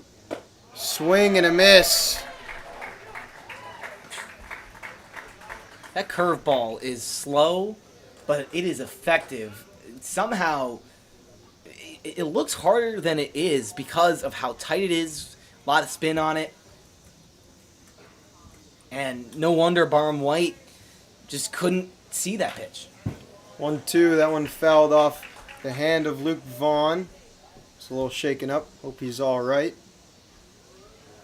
Barham White staying alive there. White, fellow catcher, exchanging a couple words with Vaughn to make sure he's okay.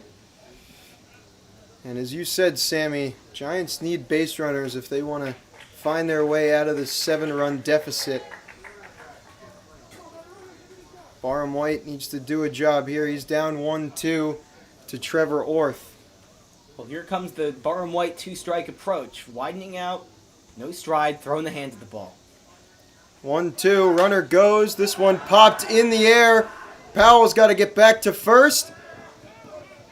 And the catch is not made by Emilio Gonzalez, and they'll get Powell out at second base. Powell thought it was going to be a pop-out and had to run back to first. But unfortunately for him, it hits off the glove of Gonzalez. So Barham White safe at first, and Powell out at second base. That's just a no-win scenario for the Giants. If he catches that and out, if he doesn't catch it, Powell has to get to second base in a miraculous amount of time. He can't do it. So an out really if that ball drops or is caught. First pitch to DiMartino misses. Count goes to 1-0.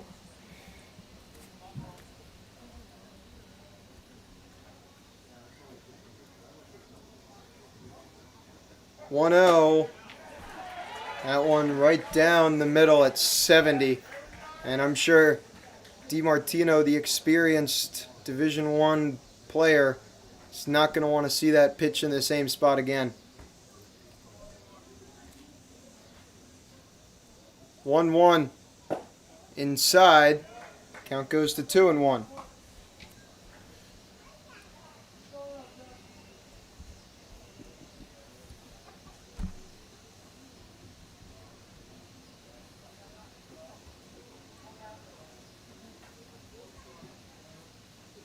2-1. Misses low. Count goes to 3-1. Giants finally working some at-bats now with the new pitcher in the game. Making for some longer innings, higher pitch counts, and now it's about turning those long at-bats into hits, into runs. 3-1. This one fouled off. Count will go full. And I think one of the more unfortunate things about that play, a bit of confusion from the infield umpires, but that unfortunate thing about the Barham White pop-up is that Powell is the Giants' leader in steals, and to get him off the base paths puts you at even more of a disadvantage. White goes, full count, swing and a miss, and Trevor Orth gets out of the inning scoreless, and we'll step away. Heading to the 7th inning, the score still 8-1 Bethesda.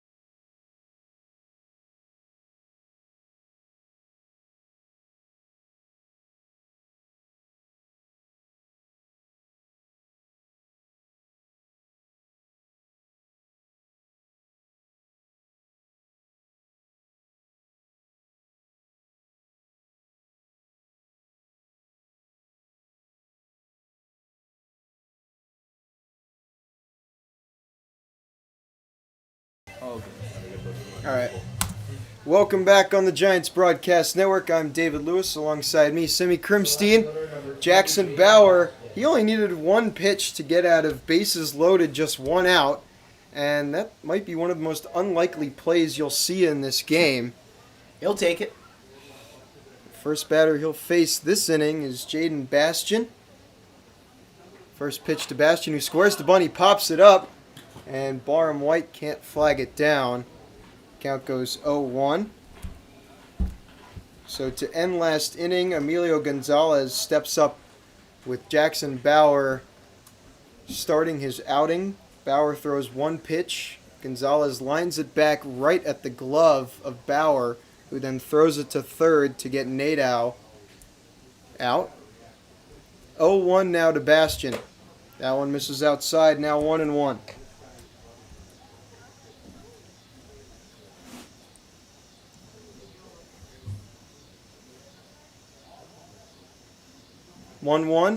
This one hit hard, straight center field. Robbins on the run, makes the grab. I love watching Aiden Robbins' defensive play. Yeah. I mean, he puts maximum effort into every single play. Even if it looks uncatchable, he finds a way to make it close, and right there, showcasing the closeout speed to get that for the first out. Now Whitaker squares to bunt. This one rolls foul. A 31-mile-per-hour bunt. That's pretty hard when really the goal is to stop the baseball in its tracks. Yeah, so two interesting bunts from the first two batters here in the top of the 7th. Bastian popped it into the fence, and Whitaker sending it pretty fast down the third base line. 0-1. Called strike on the outside part of the plate. Count goes to 0-2.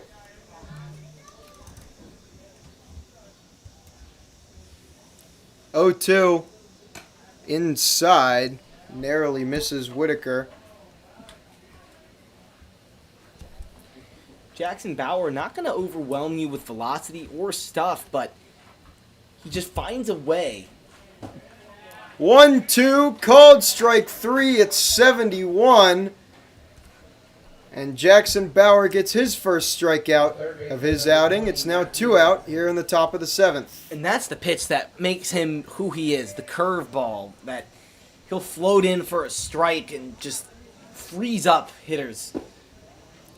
First pitch to Wesley, low for ball 1. And that's what I like about Bauer, is just the tempo that he works at. He can work very quickly. 1-0, misses outside 2-0. Of course, as I say that, it's starting to work to his detriment. 2-0. That one finds the zone. Middle low part of the zone. Wesley, who's reached base all 3 times he's been up, that one bounces in. 3-1. Wesley reached on an error in the top of the 2nd, came around to score. Reached on a fielder's choice in the top of the 4th, came around to score. Swing and a miss. And the count will go full. Full count, 2 out. Jackson Bauer looking to get out of this one. Swing and a miss. Back-to-back strikeouts for Jackson Bauer. And we'll stretch here in Gaithersburg. And the score is still 8-1 Bethesda.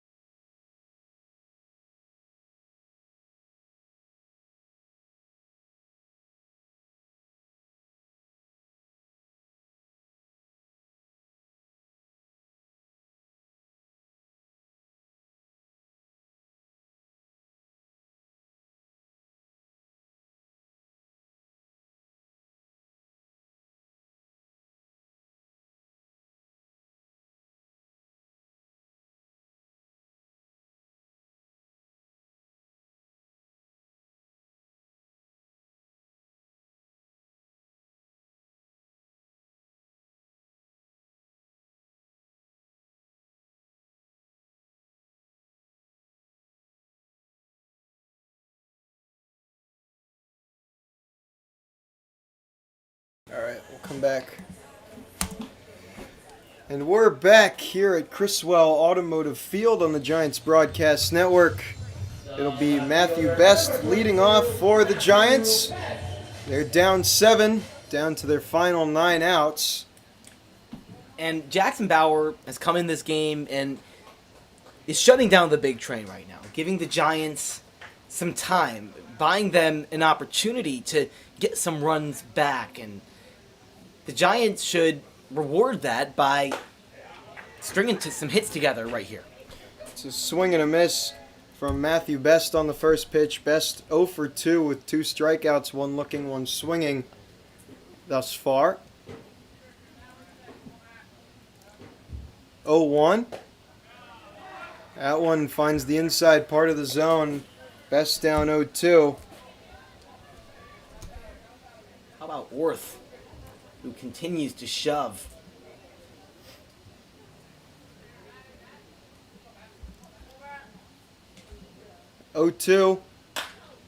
This one popped up right field. Whitaker under it and makes the grab. And Best is retired for the first out. That'll bring up Colin Gibbs. The third baseman, number 29, Colin Gibbs. Gibbs 2 for 2 on the night, both hits to the opposite field, but he's now going to bat in the left-handed batter's box. Switch hitter. That one fouled off his leg. Count goes to 0-1. Yeah, you mentioned that switch hitting ability. His brother Casey Gibbs, also on the Giants, also a switch hitter. Must be in the DNA. And for a little bit there, both Gibbs brothers had the exact same batting average at 242, I believe. Now they're different. 0-1. That one finds the zone. 0-2. And Trevor Orth pitching with a lot of swagger up there. I mean, he is commanding the zone very well. 0-2 inside. There's something you could just tell when a pitcher is delivering with conviction, and Orth, I think, is pouring every ounce of his soul into this right here. 1-2. This one hit back up the middle, fielded by Landon Franklin, who makes the throw in time. And there's 2 out here in the bottom of the 7th. The shortstop, number 7, A.J. Martin. It'll be A.J. Martin. And the Giants starting to run out of time here. I mean, the Giants do never quit. We saw that in their last regular season game. They made things interesting after being down 9-0. First pitch to Martin. Finds the zone. But they're going to have to put on a lot of base runners here against a pitcher in Trevor Orth, who is doing a very, very good job, just as he did last time he faced the Giants. 0-1. This one hit right back to Landon Franklin, who fields it easily, makes the throw, and it gets away from Emilio Gonzalez. So a throwing error by Landon Franklin. Gonzalez tried to make the longest stretch that he could to get that final out, and that'll bring up Aiden Robbins. A.J. Martin now stands on first. And finally, the big train, who have been playing a very clean baseball game, they crack. They make a mistake. The Giants should try and make them pay. There are 2 outs, but this is the best part of their order right here. First pitch to Robbins. Check swing didn't go. He started the hands there. And that just shows the aggressive nature of Robbins. He wants to hit the ball. He wants to put it in play. Decides to hold up there. Right choice. 1-0 now. Pitch from Orth. That one finds the middle low part of the zone. Count goes to 1-1.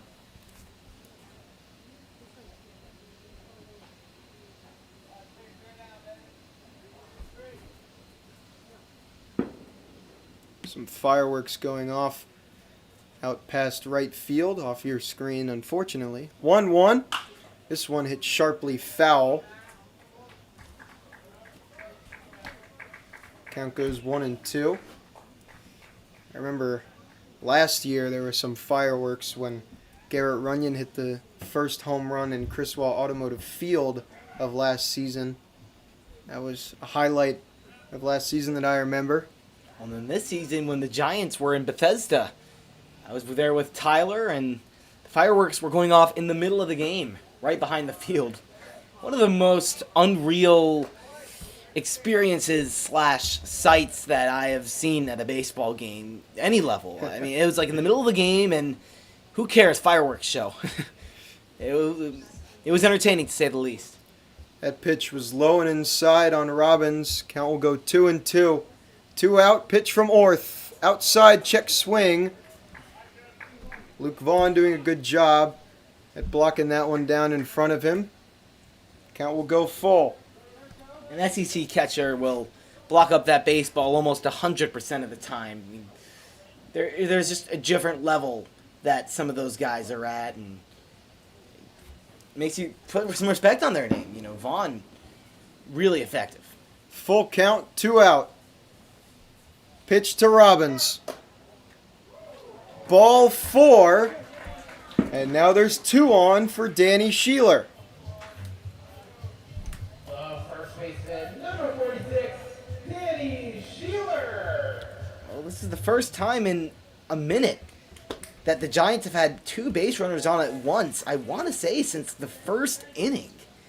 Yeah, you're certainly right, because Colin Gibbs singled and then was caught in a double play right after that. Robbins would single, so they weren't on the base paths at the same time.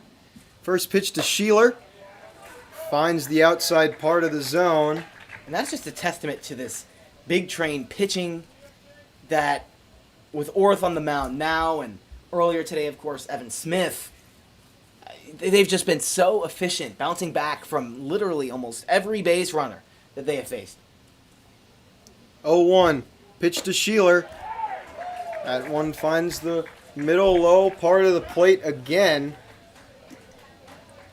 Orth has hit that same spot numerous times. That speaks to the control that this guy has. Absolutely.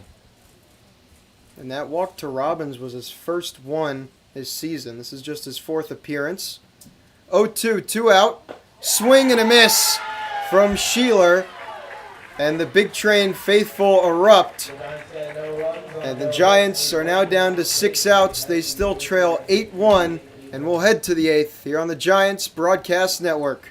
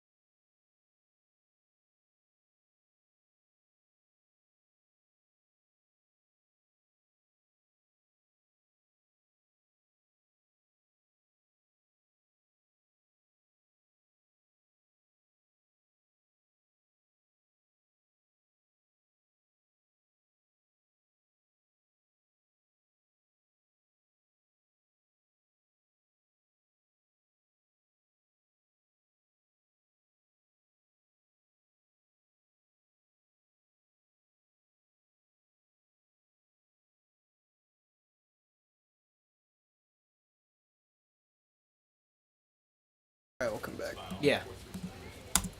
Welcome back on the Giants Broadcast Network. David Lewis alongside me, Sammy Krimstein. Jordan Crossland up against Jackson Bauer. First pitch to Crossland misses outside. Crossland struck out to Giant pitcher Hank Lipman, his last time up in the 6th. 1-0. Great pitch there from Jackson Bauer. Count will even up at 1-1. That one misses way outside. Count goes 2-1. You mentioned Crossland's last time up, struck out swinging. That was Littman's only recorded out in relief. 2-1. That one misses outside. 3-1. And back in the 4th inning, Crossland was really the one that broke this game open with an opposite field home run. Jackson Bauer doesn't like the call. That one was just below the belt. He doesn't understand how that one wasn't called.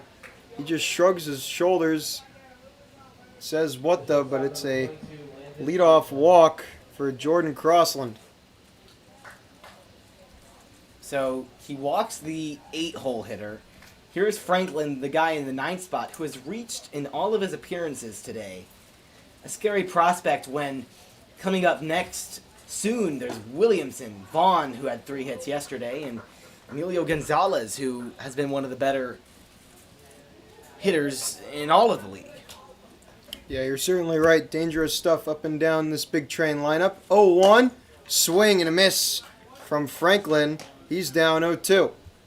85 with the fastball. Yeah, he's not going to overpower you, but he's just going to put it in a place that you can't get it. And that's a really well-placed pitch for Jackson Bauer. 0-2, runner goes. This one popped foul. And Crossland will have to retreat back to first. Looked like the hit and run may have been on that time with 2 strikes. Franklin trying to get it the other way. The pitch came a little too far inside for him to really drive it, so he just fouls it off.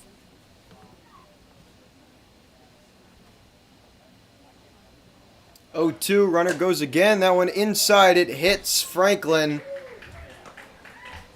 Bauer saw Crossland running and likely wasn't able to focus on the pitch at hand.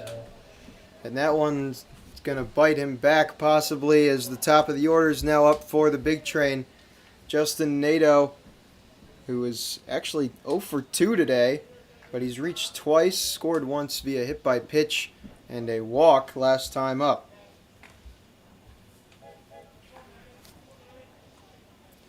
First pitch, he squares to bunt, pulls it back. It's a good job by Barham White. Keep that one in front of him. Barham White has been phenomenal as the backstop all season long for the Giants. Makes a really nice block there that keeps these runners at first and second as opposed to second and third. It's 1-0. Bauer steps off. That'll count as one of his 3 disengagements he's allowed. He didn't make a throw over to second base where Crossland was. 1 out. Nato squares to bunt. He pops this one up and foul. And that is the second time a big train batter has popped up a bunt. Williamson has been the only member of this big train lineup to square to bunt and get it down successfully. That's something that I would imagine Sal Colangelo will be speaking to them about post-game, despite them being up big right now. 1-1. Squaring to bunt again. He pops it up again. And knowing that the bunt is most likely on, I like that Bauer goes upstairs with the fastball, because that's a tough pitch to get the angle on. You got to get the bat over the baseball, and the higher it is, the tougher it is to do that. Nato down 1-2. Pitch from Bauer. This one lofted in the air, left field. Tracking it is Jaden Brown, who makes the grab. He's in for Matthew Best this inning. And we'll record the first out of the inning. The runners do not advance. And that'll bring up Andrew Williamson with 2 runners on and just 1 out. And this is a scenario where the big train could shut the door. They've already close to put this one away. They're up huge. But if Williamson can drive in a run or 2 here, that could be the final blow for these Giants. First pitch to Williamson. Busted bat. He popped it right up and into the netting. He's going to need a new twig. And other defensive substitution. Leighton Lackey enters in center field. So it's Lackey likely in for DiMartino. Jaden Brown in for Matthew Best. And Aiden Robbins, I believe, slides over to right field.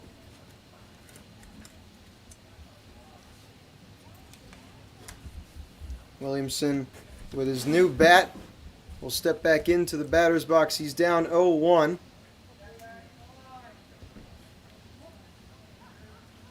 Bauer trying to get out of this jam unscathed.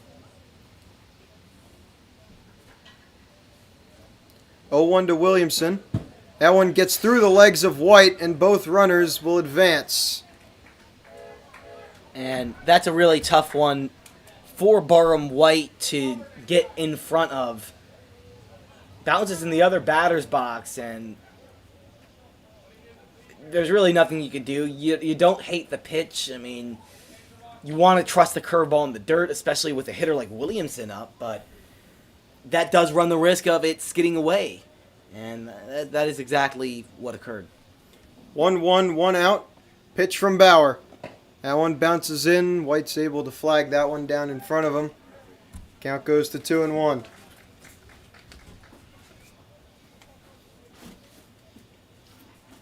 And now an even bigger spot. A base knock from Williamson. Drives in 2. 2-1. This one put on the ground of the first baseman, Sheeler, who loses it, is able to pick it back up, and can't make the tag, and Sheeler is hurt. 1 run scores. Being held at third is Landon Franklin. Sheeler fielded it off the heel of his glove, found it at his feet, tried to pick it back up and tag Williamson, and tagging Williamson took the ball out of his glove and appeared to hurt his wrist. He's going to get checked out by the training staff. Sheeler, a guy who's already missed a significant portion of the season. And here in the postseason, where he really wants to come through for this team, I would really feel for him to have to be taken out. It looks like he's staying in the ball game, which is an encouraging sign. Yeah, it is an encouraging sign. They'll score that one. An error on Sheeler. Again, fielded off the heel of his glove. First pitch to Vaughn, finds the zone. Score now 9-1 Bethesda. And the 10th run just 90 feet away. Pickoff attempt at first, not in time. And I wonder if Williamson on first has given Luke Vaughn any trash talk about UCF's tournament win over Alabama. Another pickoff attempt at first, that one not in time again. I mean, that was one of the biggest wins for that UCF program in recent memory. Yeah. Getting that upset against Alabama in the I'm sure there have been some regional conversations about that. 0-1. Misses outside. Count goes to 1-1.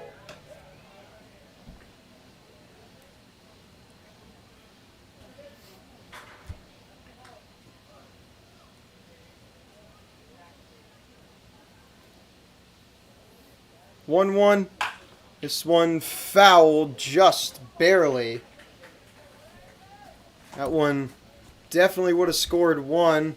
And with the speed of Williamson, I wouldn't be surprised if he made it all the way to third, if not gone home, had that stayed fair. Vaughn down 1-2. Pitch from Bauer. This one fouled to the opposite side.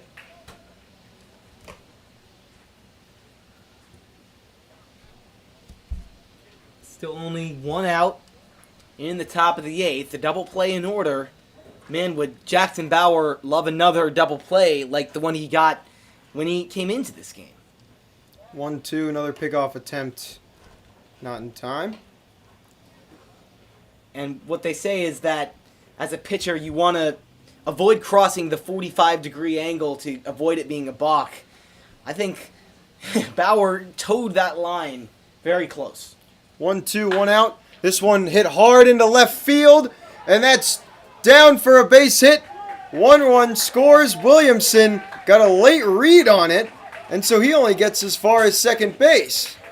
And that is one of the longest singles that you will see all season long. 302 feet, only one bag to show for it, but he gets an RBI. Yeah, off the bat, I mean, Jaden Brown had no chance at making that play. It's now 10-1 Bethesda, but an interesting read there by Andrew Williamson to only go 90 feet. Luke Vaughn was hot on his heels and made it halfway to second base before having to sprint back. First pitch to Emilio Gonzalez. Misses outside for ball one. Gonzalez has yet to reach tonight. He did drive in a run in the first inning. Sac fly.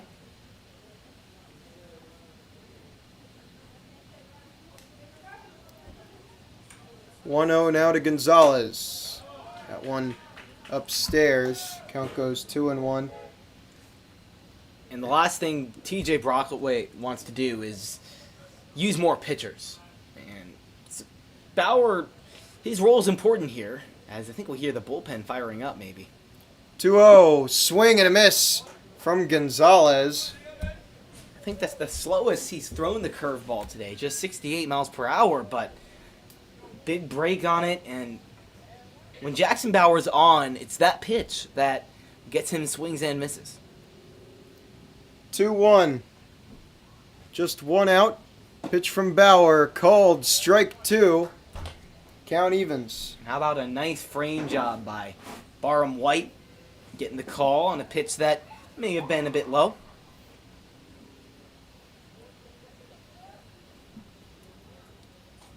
Two, one out.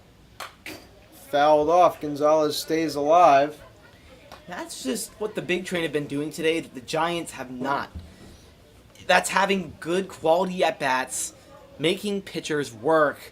And those extra pitches that the big train have made Giants pitchers thrown have made a world of impact on this game. 2-2. This one hit hard in the air. Deep right center field. Robbins makes the grab at the fence. Runners advance. And Emilio Gonzalez was about 5 feet from enforcing the mercy rule. That ball was crushed. It was just 87 off the bat, but it made it 349 feet, and Robbins was up against the fence.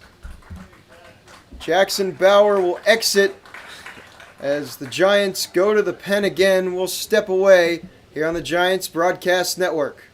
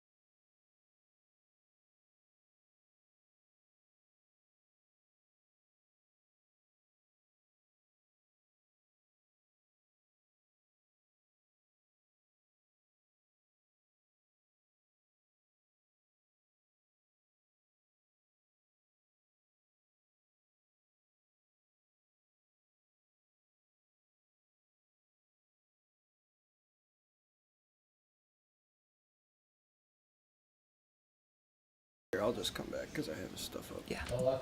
Welcome back on the Giants Broadcast Network. Tanner Sanderoff on the mound now for the Giants. It's runners on second and third, 2 outs, and Jaden Bastian stands in. It was a loud fly out to Aiden Robbins for Emilio Gonzalez. All of us here in the booth thought it was gone, stayed in the park. First pitch from Sanderoff misses high and outside. That is as far as you can hit a baseball without it clearing the wall here at Criswell Automotive Field. Sanderoff was named to the All-Star team for his efforts in the first half of the season. 1-0, fouled off. Count goes 1-1. Sanderoff's first 6 appearances, all scoreless, giving up just 1 hit in addition to that, and struggled in the second half. 1-1.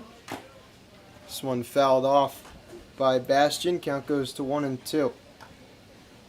There's something about Sanderoff's fastball that just plays like it's harder than it is. He throws, in the low 90s, high 80s, which a lot of guys do, but there's something, it just has some zip on it that gives it an extra bit of life. 1-2, 2 out. Just misses. Count goes to 2-2. Great miss. Yeah, I don't think Sanderoff could have placed that in a better spot, really. I mean, it's very borderline. Didn't get the swing and miss from Bastian. 2-2, 2 out. Runner on second and third. Inside. Count will go full.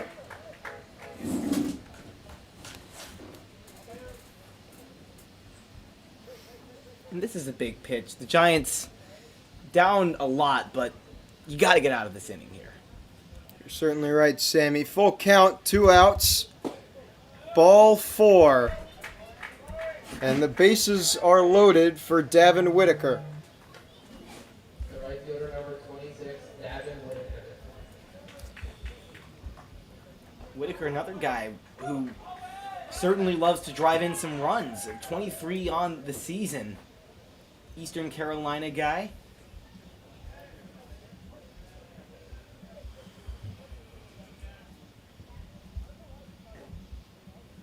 Two outs. That one misses outside. Count goes to 1-0.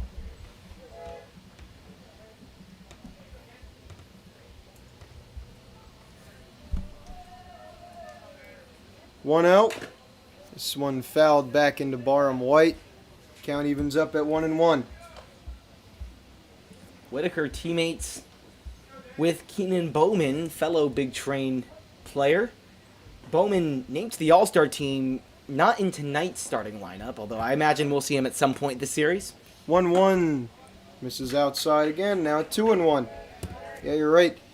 Also, college teammates of former Big Train player Dixon Williams from last year, who I remember went viral this spring for stealing home on a walk-off steal. This one gets away from Barham White, and that is the 11th Big Train run. And the runners advance. So the only force now at first base, it's a 3-1 count, and it's 11-1 Bethesda. Vinny Capozzo will come out, and he's going to want a word with Sanderoff after that wild pitch. And that's been part of the deal with Sanderoff. When he's on, he's on. He can be one of the best pitchers in this league. That's why he was named to the All-Star team, but sometimes he just loses the control a bit, and we're seeing that right here. And he still has a chance to mitigate, still has a chance to get out of this stranding 2 base runners, which is, yes, comparable to giving up 11 runs, today for the Giants. A small win, but the Giants need as many small wins as they could get tonight because they still got a game to play tomorrow. They're going to be in Bethesda to a very anxious crowd that wants their team to go back to the championship. So the Giants need to start building momentum right now, if not for tonight, for tomorrow. 3-1 swing and a miss from Whitaker, and the count goes full. Back-to-back full counts now. Full count, 2 outs. Check swing. They say he didn't go. And the bases are loaded once again, this time for Matthew Wesley. And nothing seems to be rolling the Giants' way tonight. A 50-50 call that time. Big Train get it, and bases are loaded again. First pitch to Wesley, misses high and outside. And Sanderoff has had 11 appearances in the regular season, 4 of them against the Big Train. He's seen a lot of this lineup. 1-0. Throwback just gets into the glove of Danny Sheeler. It was a high throw from Barham White. And I know everyone's anxious to do something, to get an out, but if that gets past, that's likely 2 runs. Yeah, that would have brought in the mercy rule into play. That one called strike. Count goes to 2-1. Mercy rule won't be enforced until the end of this inning, but you don't want to get there. 2-1. Swing and a miss. Now the count's 2-2 on Matt Wesley. 2-2, 2 out, bases loaded. Inside. Wesley says it hits him. Umpire doesn't agree, and he's going to want a conference from the rest of the crew.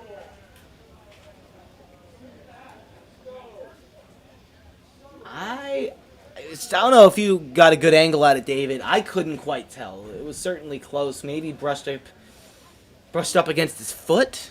I mean, from where we are, you can genuinely hear when it takes a double bounce, so to speak, didn't sound like it hit off the foot. They'll tell Wesley to stay put here. Yeah, because all I heard was the ball going into Barham White's glove. But it is a full count, 2 outs, bases loaded. If this isn't in the strike zone, it'll walk or run home. Swing and a miss! And the big train at 3. It's now 11-1 Bethesda. The Giants are down to their final 6 outs, needing 10 to tie. We'll step away here on the Giants Broadcast Network.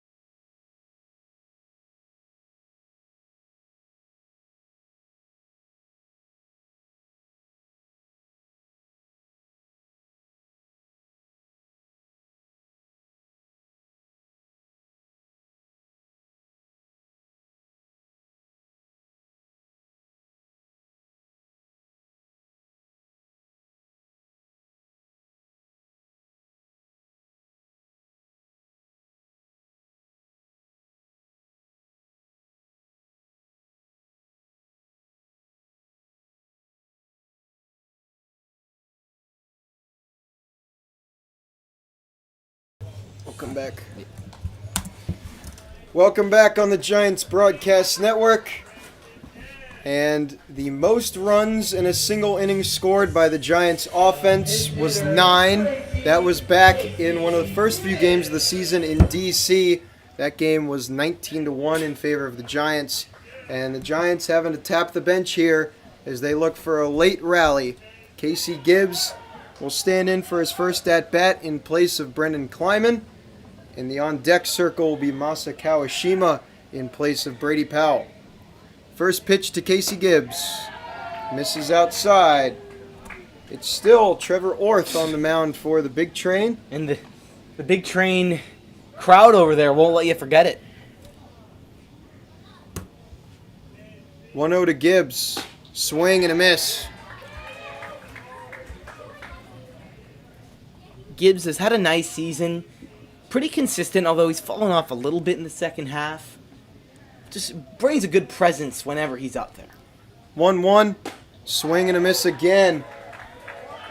And it doesn't matter who the Giants put up at the plate. Orth is commanding that strike zone and making them look silly right now. 1-2 to Casey Gibbs. Pitch from Orth. Fouled back into the glove of Vaughn. And Gibbs is retired via strikeout. That'll bring up Masa Kawashima for his first at-bat of the game. Trevor Orth out of the bullpen has been everything for the big train. He's been fierce. He's thrown his pitches with conviction. And now he's facing what should be 3 straight batters off the bench cold. A chance to really put his foot down. Talk about putting your foot in. Kawashima putting his foot in the ground, but swinging and missing on that one. Count goes to 0-1. 0-1 to Kawashima. Swing and a miss again. That's 5 swings and misses on 6 pitches from Orth to start the bottom of the 8th.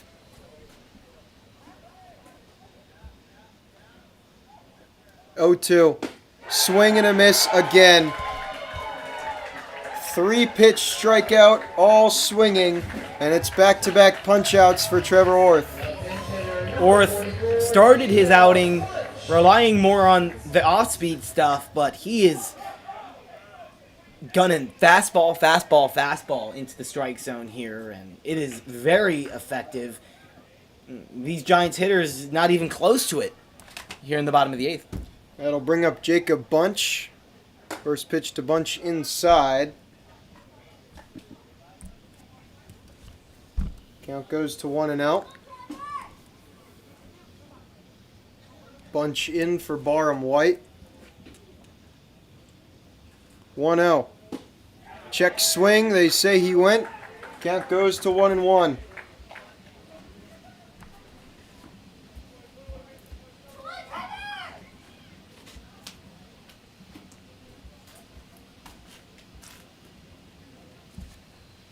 One, 2 out. Pitch from Orth. And having to play some dodgeball, Jacob Bunch.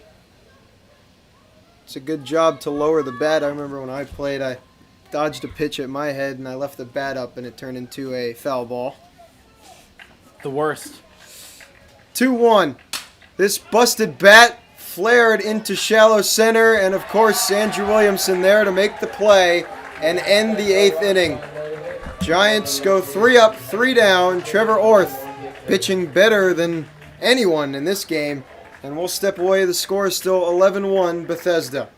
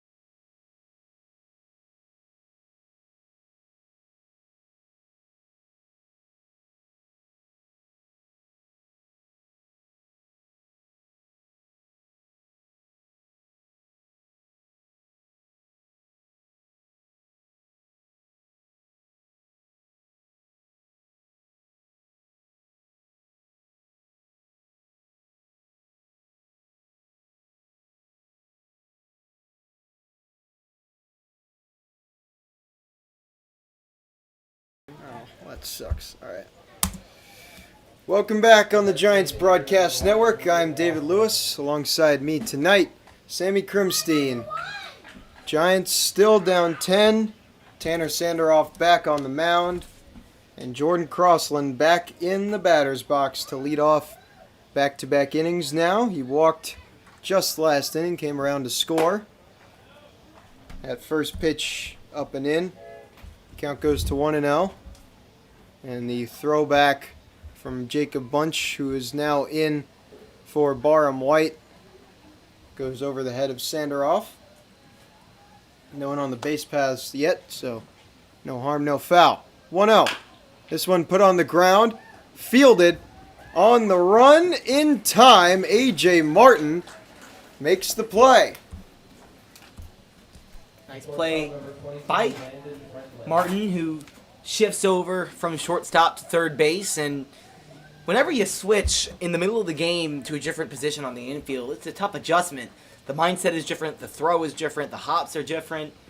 Good job on him for making the adjustment and making a play for these Giants. First pitch to Franklin is low and inside for ball one. Tanner Vicendi's taking over at second base. 1-0 swing and a miss by Franklin. Count goes 1-1.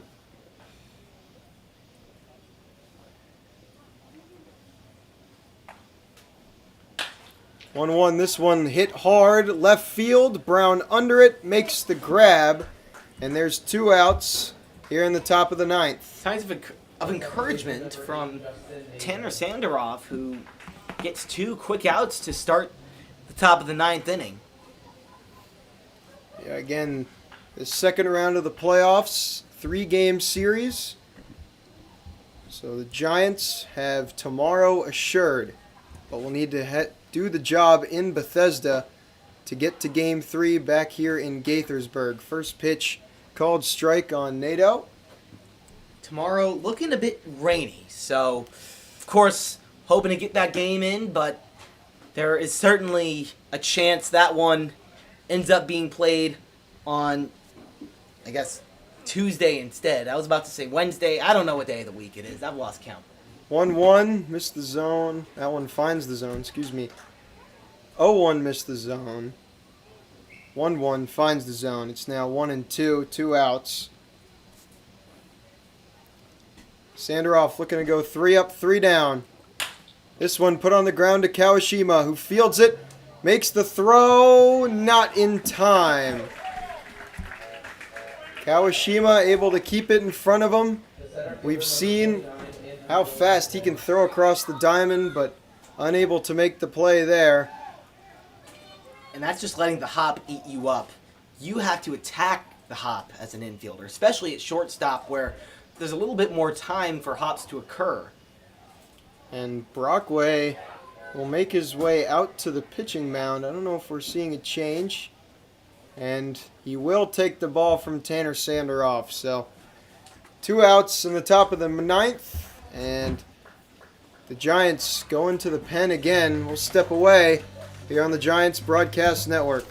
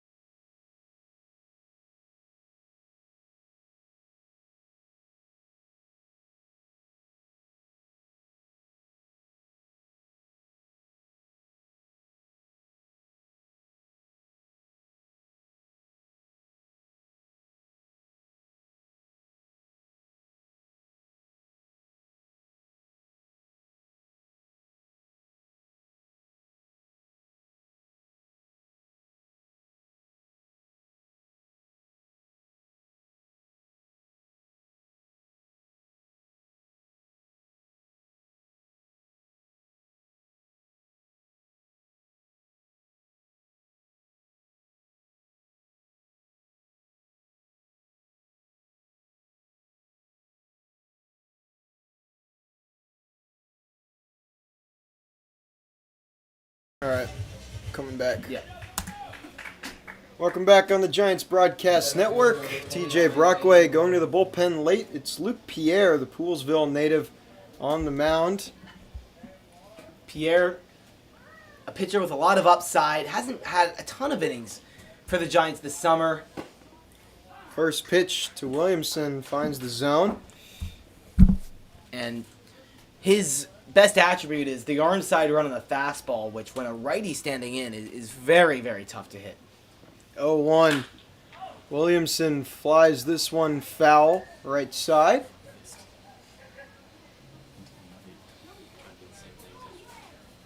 And Brockway playing the matchups late here.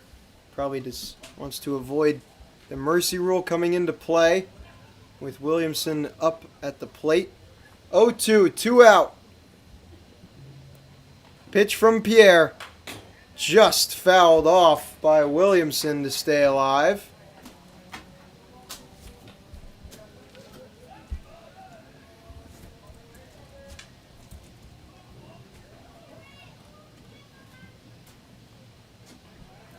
Count remains 0-2. Nato standing on first. That one bounces outside. Bunch having to collect himself. Count goes to 1-2.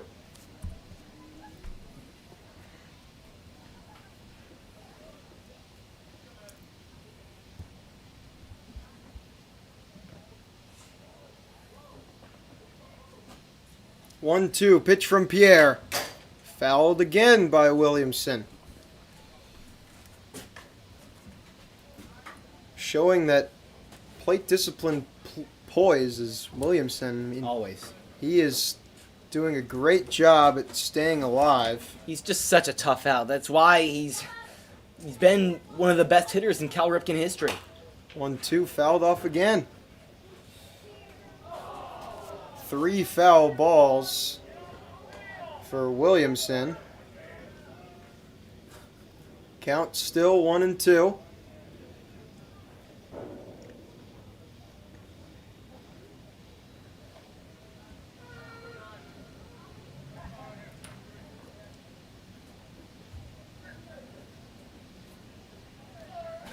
One, two. Just misses outside. Count evens up at 2-2.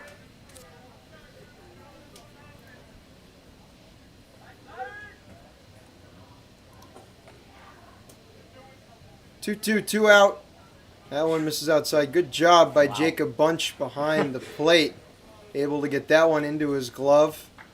Yeah, had to reach quite a long ways, long wingspan from Bunch, and he's just able to keep that in front and keep the runner at first base. Full count, 2 outs here in the top of the 9th. Upstairs, chin music for Williamson. He'll take a free base, and that'll bring up Luke Vaughn. Number 13, Luke Vaughn. And this inning just keeps getting longer and longer. Sandaroff almost had 3 up, 3 down. Then the Kawashima error, he was pulled. Will look to be one of the very rare quick inning for the Giants tonight, has turned into a lengthy one. First pitch to Vaughn. Inside, ball 1.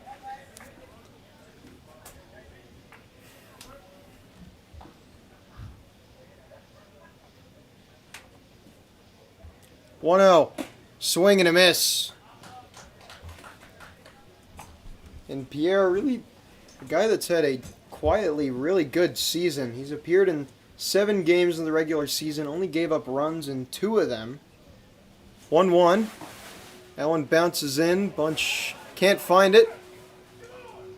Runners don't see that. And interestingly enough, the big trainer up 10, and they're still getting yelled at by their third base coach for not reading that play. Yeah, the big train, they're a team that just does not like to take their foot off the gas. That's for sure. 2-1. Now to Luke Vaughn. Pitch from Pierre that hits Vaughn right on the hip.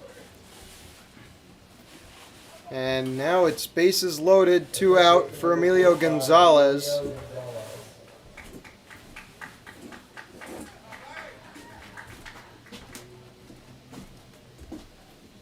I mean, you talk about unnecessarily extending the game. You had 2 outs to go to the bottom of the 9th, and now a single, a walk, and a hit by pitch to load the bases with 2 outs. First pitch to Gonzalez, bounces in.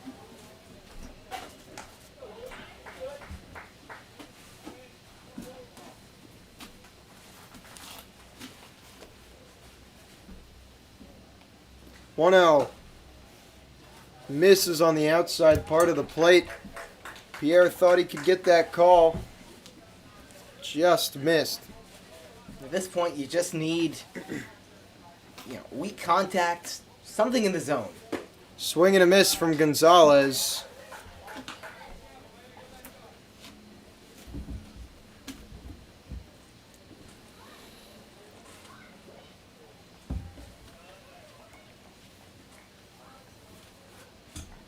Two one.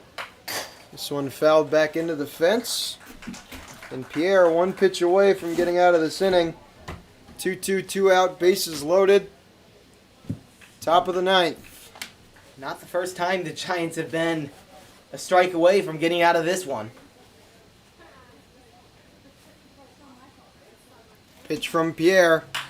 This one hit hard. Left field. Backtracking is Brown and makes the grab on the warning track. And we'll head to the bottom of the ninth. The Giants needing more runs than they've ever gotten in a single inning to at least tie the game. We'll step away here on the Giants Broadcast Network.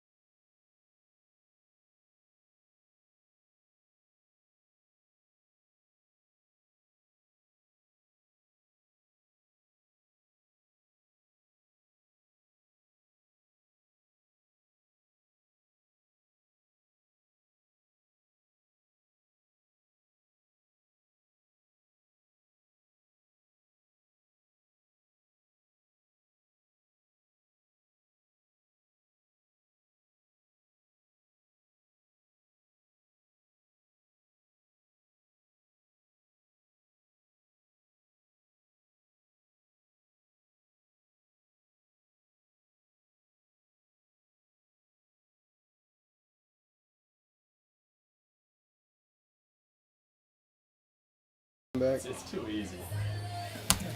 Welcome back on the Giants Broadcast Network.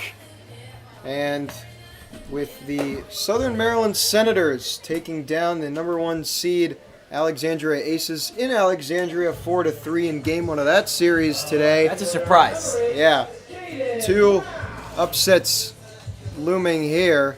The Giants would need 12 runs to avoid 2 upsets tonight. Jaden Brown will lead off for his first at-bat. It's Jonathan Stevens on the bump for the big train. And boy, oh boy, has he had himself quite a summer. Yeah, he sits in the mid-90s. ERA this summer under 1.5. 34 strikeouts to just 7 walks. He's a pitcher at the University of Alabama for a reason, and I believe we have the Alabama battery going for the big train. Yeah, with Luke Vaughn behind the dish. First pitch was a called strike to Jaden Brown. 0-1. Brown hits this one hard in the deep right field, and that's down for a base hit. It's off the fence. Brown's digging for 3. He'll stop at second. He looked like he wanted to put his head down there. Whoa. How about some power on power? We've been talking all year, I feel like, about Jaden Brown's pull side power, and it just hadn't really happened in game yet. There it is. I mean, 93 miles per hour inside. Doesn't matter. He beats the pitch to the spot and crushes it down the right field line. Extra bases and some life for the Giants. Maybe a little bit too late. Leighton Lackey hits this one straight up the middle. That's down for a base hit into center field. Jaden Brown going for home. The throw out of the glove of Vaughn. And Brown scores. Lackey in the second base. It's 11-2 Giants now. So you're telling me there's a chance? You know, there's always going to be a chance. And that's the thing, too. Across the 36 regular season games, the Giants failed to score 3 runs in 3 of them. This has been a very consistent offense, and now just 1 run in the first, and now 1 run in the 9th. It was very improbable that this offense was going to go quietly into the night. Tanner Vicendes steps in now. First pitch inside.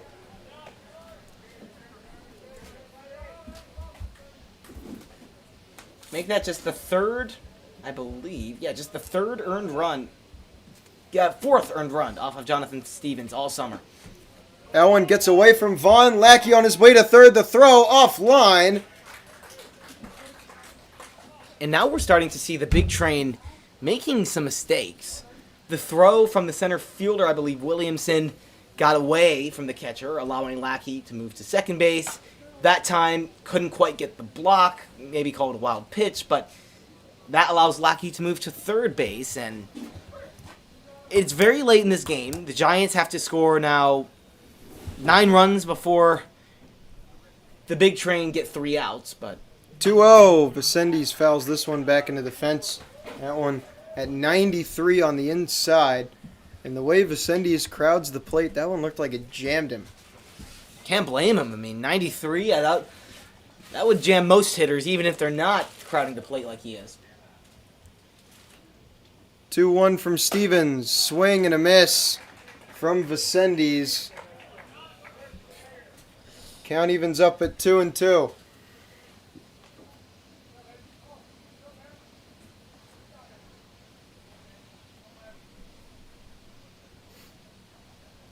To Vicendes. Upstairs, count goes full. How about 95 miles per hour? I think that goes down as the hardest pitch I have seen thrown this year. I mean, of course, it's Jonathan Stevens. Who else would it be? But I mean, seeing 95 at this level is pretty cool. I must say. Full count pitch. That misses upstairs. It's a walk for Tanner Vicendes. Uh-oh. And that brings up the top of the order and A.J. Martin. You know what they say? Giants never quit. GNQ. The odds are long. They are down many runs. But this team isn't giving in. They're not going down quietly, and it's improbable. But is there a chance the Giants come back in this game? Yes. Let's keep our hope, Giants fans. For those of you still tuning in with us here, let's get some hope, because the odds are very long. Let me not get too optimistic, but let me not get delusional. But let's be optimistic. How about that? That's very fair. Jonathan Stevens getting a talking to after a full count walk to Vicendes. And, I mean, he could have put the ball pretty much anywhere in the strike zone. Vicendes could not keep up to the 92-93 that Stevens was throwing. But just 2 big misses on the back end of that at-bat. And now it's runners on the corners, nobody out for A.J. Martin. And it's funny because Sal Colangelo puts Jonathan Stevens into this game for one reason: to shut down the Giants in order. And the Giants have already scored a run, have 2 base runners before Stevens has recorded an out. Not going to plan for Colangelo. First pitch to Martin. Fouls this one off. That was a big hack. I don't know how he got on time with that one. I mean, he started that swing incredibly late. The fact that he made contact at all is a testament to his bat speed, man.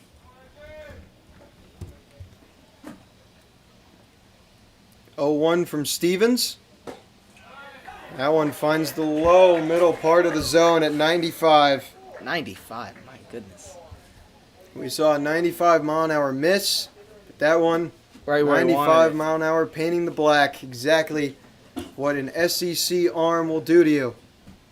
0-2 now to Martin. Pitch from Stevens. This one hits softly on the ground of the third baseman. Wesley makes the throw across the diamond in time. Good scoop by Emilio Gonzalez at first. Vicendes advances, and there's one gone. The Giants almost catch another break. The throw beats A.J. Martin by a step or two, but you get 2 runners now in scoring position for Robbins. Base hit here makes it only a 7-run game. Down to their final Very 2 outs. Aiden Robbins, 2 runners in scoring position. First pitch, swing and a miss. 95 paint on the inside corner. That's MLB type stuff right there. It's fun to see right here in Gaithersburg, man. 0-1. Misses outside. 95 again. I mean, there's one thing to hit 95 and then come back down, but he has been sitting at that velocity. Whew, that's impressive stuff. 1-1 now to Aiden Robbins. Swing and a miss. That pitch, 94, in a similar spot as the previous pitch. Uh-oh, the velo's going down. Oh, man. It's you can only hope. 1-2 now to Aiden Robbins. Stevens looking for his first punch out. Robbins trying to make things interesting late here in game 1. Swing and a miss at a ball in the dirt. Vaughn fields it, throws down to first, and makes the play to complete the strikeout. It's 2 outs. Giants down to their final out. It'll be Danny Sheeler. when you have to adjust from 95 inside to a sort of a breaking ball in the dirt, I mean, like, it's impossible. I mean, that's an adjustment that's even tough for major league hitters to make. And here we are, guys having to do that against Jonathan Stevens in summer ball. I mean, we could go on, and we kind of are, to be honest. First pitch to Sheeler. Allen misses upstairs. Giants down to their last out.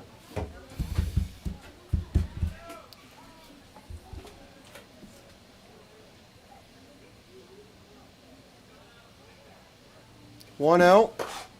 Big hack and miss from Sheeler. 94, upper middle part of the zone. And the count evens at 1-1.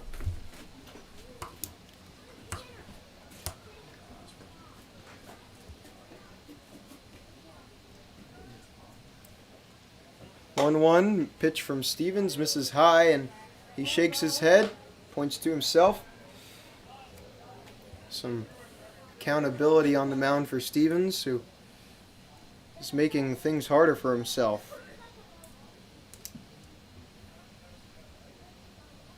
2-1.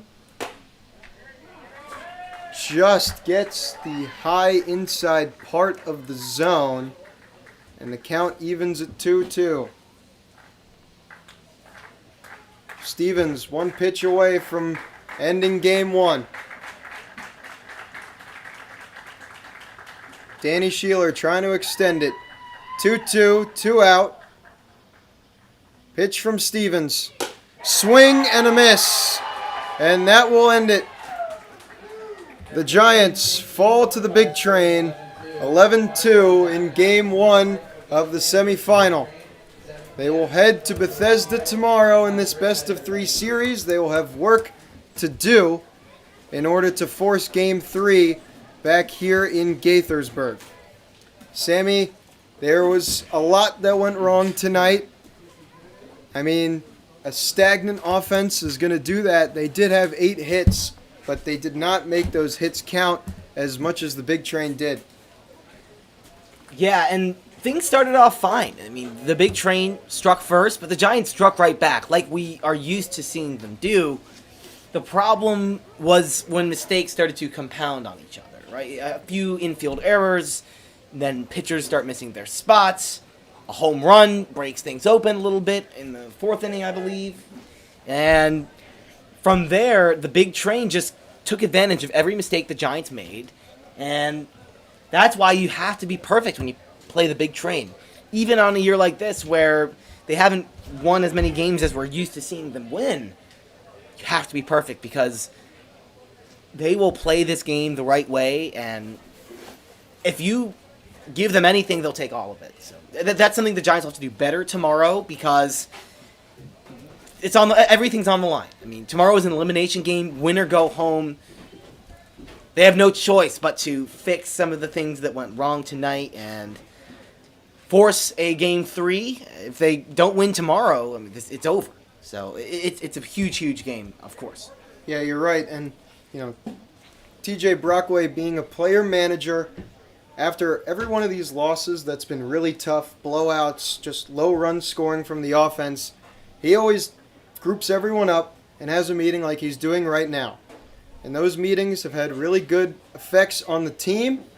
And so we'll see you tomorrow night.